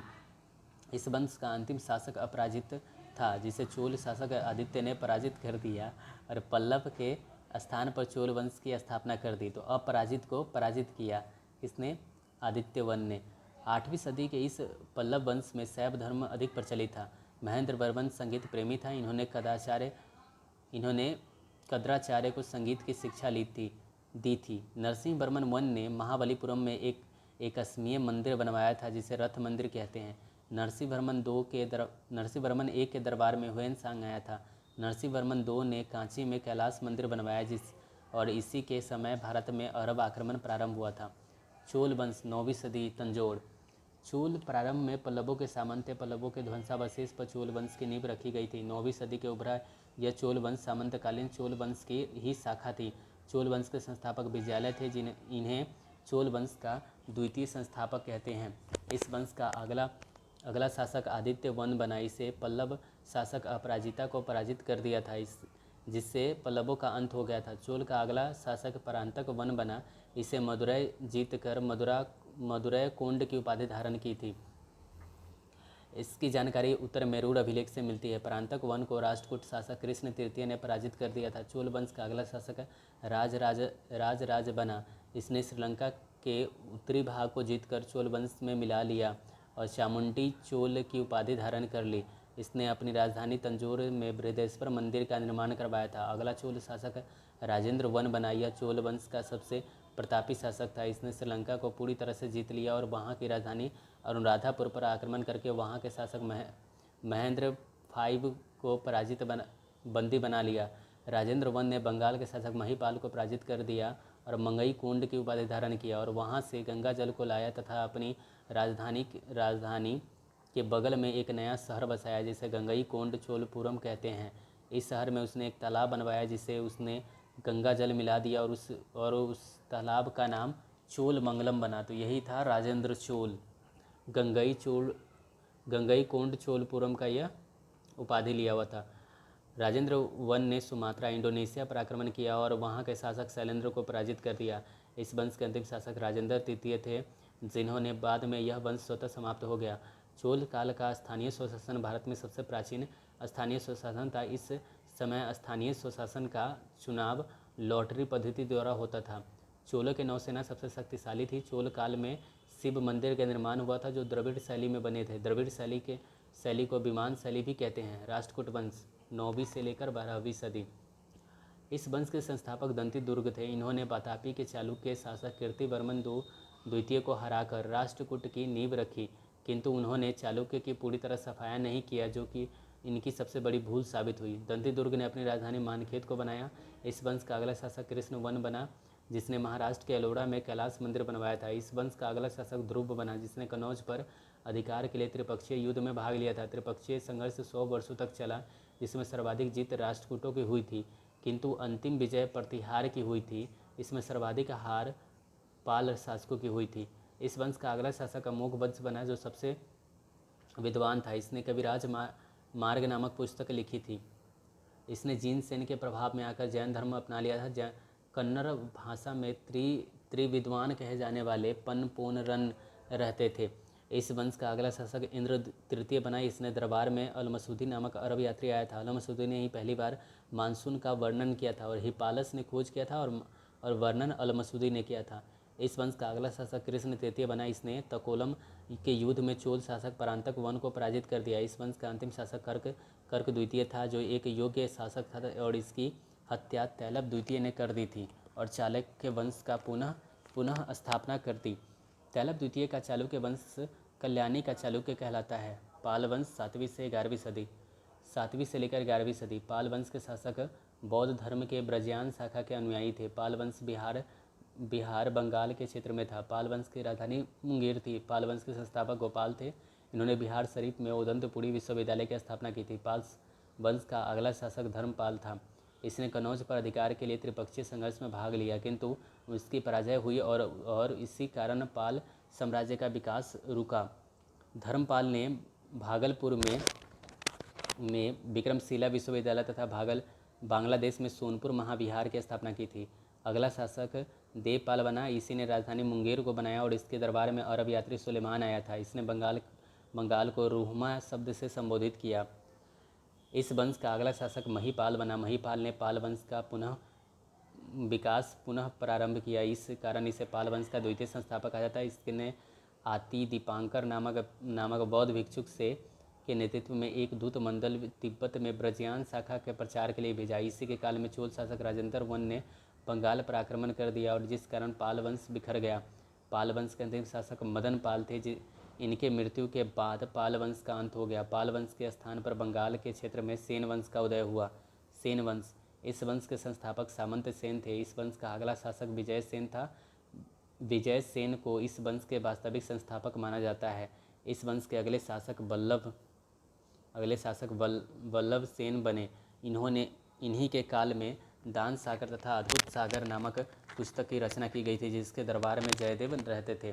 जयदेव ने गीत गोविंद नामक पुस्तक की रचना की थी। लक्ष्मण सेन के बाद कोई भी योग्य शासक नहीं बना और 11वीं सदी के अंत में सेन वंश का समाप्त हो गया। सेन वंश की राजधानी लखनऊवी नदिया थी। प्रतिहार वंश यह वंश गुजरात के क्षेत्र में था। इस वंश के संस्थापक नागभट्ट थे। इस वंश का अगला शासक वत्सराज था, जिसने कन्नौज पर अधिकार के लिए त्रिपक्षीय संघर्ष में भाग लिया और कन्नौज को अपने क्षेत्र में मिला लिया। इस वंश का अगला शासक मिहिर भोज बना, जिसने कन्नौज को अपनी पूर्ण राजधानी बना दी। इस वंश का अंतिम शासक यशपाल बना। यशपाल के बाद यह वंश स्वतः समाप्त हो गया। चंदेल वंश और जजाक भुक्ति वंश यह वंश मध्य प्रदेश के क्षेत्र में था। जिसे जजाक भुक्ति वंश भी कहा जाता है। चंदेल शासक ने मंदिर निर्माण के क्षेत्र में वेसर शैली को जन्म दिया। वेसर शैली में मिश्रित शैली भी कहते हैं। इस मध्य भारत में बनने वाली अधिकांश मंदिरें वेसर शैली में बनी थी। वेसर चंदेल शासकों को प्रारंभिक कालिंजर थी, किंतु बाद में इसे खजुराहो स्थानांतरित किया गया था। इस वंश का संस्थापक ननुक थे। इस वंश का अगला शासक यशोवर्मन बना। इसने खजुराहो में विष्णु मंदिर बनवाया था। इस मंदिर को खजुराहो का चतुर्भुज मंदिर भी कहते हैं। इस वंश का अगला शासक धंग बना। यह शिव भगवान को मानता था। इसने खजुराहो में एक विशाल शिव मंदिर का निर्माण करवाया था। इसे कंदरिया महादेव मंदिर के नाम से भी जाना जाता है। इस मंदिर के प्रांगण में नंदी बैल की मूर्ति है, जो कि सबसे बड़ी नंदी बैल की मूर्ति है, जो कि सबसे बड़ी नंदी की प्रतिमा है। धंग ने प्रयाग में गंगा यमुना के संगम पर जल समाधि ली थी।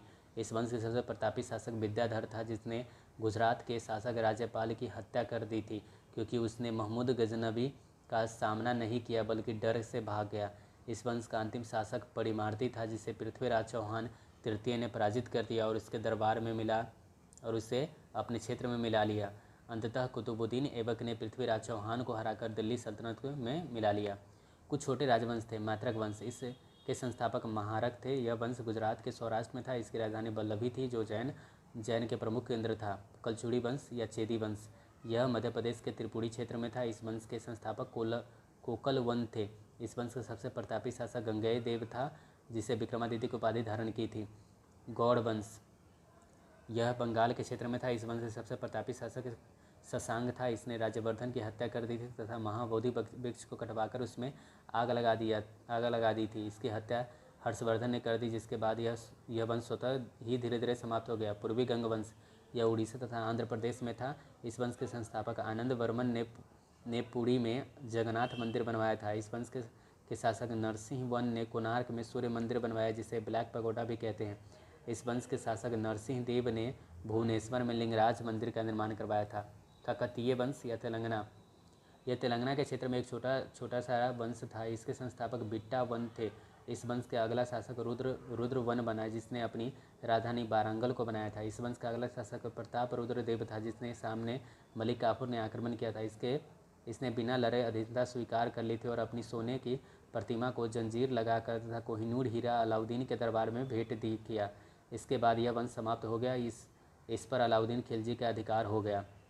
यादव वंश यह महाराष्ट्र के देवगिरी में स्थित देवगिरी के क्षेत्र में था। इसके संस्थापक भिल्लभ फाइव थे। इस वंश के शासक रामचंद्र देव को मलिक काफूर ने पराजित कर दिया, किंतु इसकी वीरता को देखकर अलाउद्दीन खिलजी ने इसे देवगिरी के जागीरदार बना दिया। होयसल वंश यह यादव वंश के सामंत थे। इन्होंने अपनी राजधानी द्वार समुद्र को बनाया था। इस वंश के संस्थापक विष्णुवर्धन ने बेलूर में चेन्ना केशव मंदिर बनवाया था, जिन्होंने मलिक काफूर को पराजित कर दिया और यह वंश समाप्त हो गया। कश्मीर के इतिहास के बारे में जानकारी कल्हण की पुस्तक राजतरंगिणी में मिलती है। इसमें 3 वंशों की जानकारी मिलती है: कारकेट वंश, उत्पल वंश, लोहार वंश। कारकेट वंश यह वंश के संस्थापक दुर्लभ वर्धन थे। इन्हें दरबार में ह्वेन-सांग आया था। इस वंश के शासक तारापिंड सबसे क्रूर शासक था। इस वंश के सबसे योग्य शासक ललितादित्य मुक्तापिंड था, जिसने मालवा के चंदेल शासक यशोवर्मन को पराजित किया था। इस वंश का अंतिम शासक जयपिंड था। 810 ईस्वी में जयपिंड की मृत्यु हो गई और 9वीं सदी को प्रारंभ में कारकेट वंश समाप्त हो गया। उत्पल वंश इस वंश के संस्थापक अवंती वर्मन थे, जिन्होंने अवंती नामक नहर बनवाई थी। इस साम्राज्य पर यहाँ की महारानी दिव्या नहीं है जिद्दा का प्रभाव सर्वाधिक था। इसकी मृत्यु के बाद इस वंश के बागडोर संग्राम राज के हाथ में आई, किंतु संग्राम राज इस वंश के अंत करके लोहार वंश की स्थापना की। लोहार वंश, इसके संस्थापक संग्राम राज थे। इस वंश के शासक हर्षवर्धन एक योग्य शासक था। इस समय कश्मीर में भीषण अकाल पड़ा था और इसने नीरो की उपाधि धारण की थी। यह एक विद्वान शासक था। इसके दरबार में कल्हन नामक विद्वान रहते थे। इस वंश का अगला शासक जयसिंह बना। इसी के काल में राजतरंगिणी पुस्तक पूर्ण हुई थी। इसके बाद कश्मीर पर यवन आक्रमण हो गया। यवन आक्रमण के बाद कश्मीर पर तुर्क शासकों के अधिकार कर लिया। सबसे योग्य तुर्क शासक जैनुल आबेदीन था, जिसे कश्मीर का अकबर कहा जाता है। राजपूत काल, जिसे पूर्व मध्यकाल भी कहते हैं, 800 से 1200 ईस्वी। राजपूत काल को पूर्व मध्यकाल भी कहा जाता है। राजपूत वंश के उदय के बारे में चंदवरदाई की पुस्तक पृथ्वीराज राजसों से जानकारी मिलती है। यह पुस्तक के अनुसार माउंट आबू पर हुए एक अग्निकुंड हवन कुंड से 4 वंशों का उदय हुआ, जो कि निम्नलिखित है। ये थे प्रतिहार, परमार, चालुक्य, चौहान।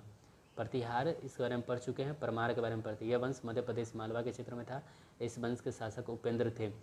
इस वंश का सबसे योग्य शासक राजा भोज था। इन्होंने अपनी राजधानी धारा नगरी को बनाई, जो संस्कृत का प्रमुख केंद्र था। इस काल में धारा नगरी में एक विशाल सरस्वती मंदिर की स्थापना की गई थी। इस काल में ज्योतिष का विकास सर्वाधिक हुआ था। अंततः इस क्षेत्र पर दिल्ली सल्तनत का अधिकार हो गया। गुजरात के चालुक्य, सोलंकी वंश। यह वंश गुजरात के क्षेत्र में था। इसके संस्थापक मूल राज थे। इस वंश के शासक भीमवन के सामंत पिमल शाह थे, जिन्होंने वास्तुपाल तथा तेजपाल नामक अधिकारियों द्वारा दिलवारा का जैन मंदिर बनवाया था। मोहम्मद गजनी ने भीमवन के काल में ही सोमनाथ का मंदिर लूट लिया था। भीमवन के समय सोमनाथ का मंदिर लूटा था मोहम्मद गजनवी ने। इस वंश का प्रतापी शासक भीम द्वितीय था, जिसने 1178 ईस्वी में मोहम्मद गोरी को पराजित किया था भीम द्वितीय ने। और ये कौन से शासक था? ये गुजरात के चालुक्य शासक था। जब मोहम्मद गोरी की भारत में प्रथम पराजय हुई थी, अतः इस वंश पर दिल्ली सल्तनत का अधिकार हो गया। चौहान वंश, इस वंश के संस्थापक वासुदेव सिंह राज थे। इस वंश के सबसे योग्य शासक अरुणो राज थे, जिनने दरबार में संस्कृत के विद्वान विग्रह राज फोर बिसल देव रहते थे। इन्होंने हरिकेली नामक संस्कृत नाटक लिखा था। इस वंश के अगले शासक पृथ्वीराज तृतीय चौहान थे, जिन्होंने जयचंद्र के साथ मिलकर तराइन के प्रथम युद्ध 1191 में युद्ध में मोहम्मद गोरी को पराजित किया। पृथ्वीराज चौहान ने जयचंद्र की बेटी संयोगिता का अपहरण कर लिया और उससे विवाह कर लिया, जिस कारण जयचंद्र और पृथ्वीराज तृतीय विरोधी हो गए। जयचंद्र ने मोहम्मद गोरी से मिलकर तराइन के द्वितीय युद्ध में 1192 में पृथ्वीराज चौहान की हत्या कर दी। मोहम्मद गोरी ने 1194 में चंदावर के युद्ध में जयचंद्र की हत्या कर दी। तो इस तरह से हमारा ये एंशिएंट इंडिया ख़त्म होता है।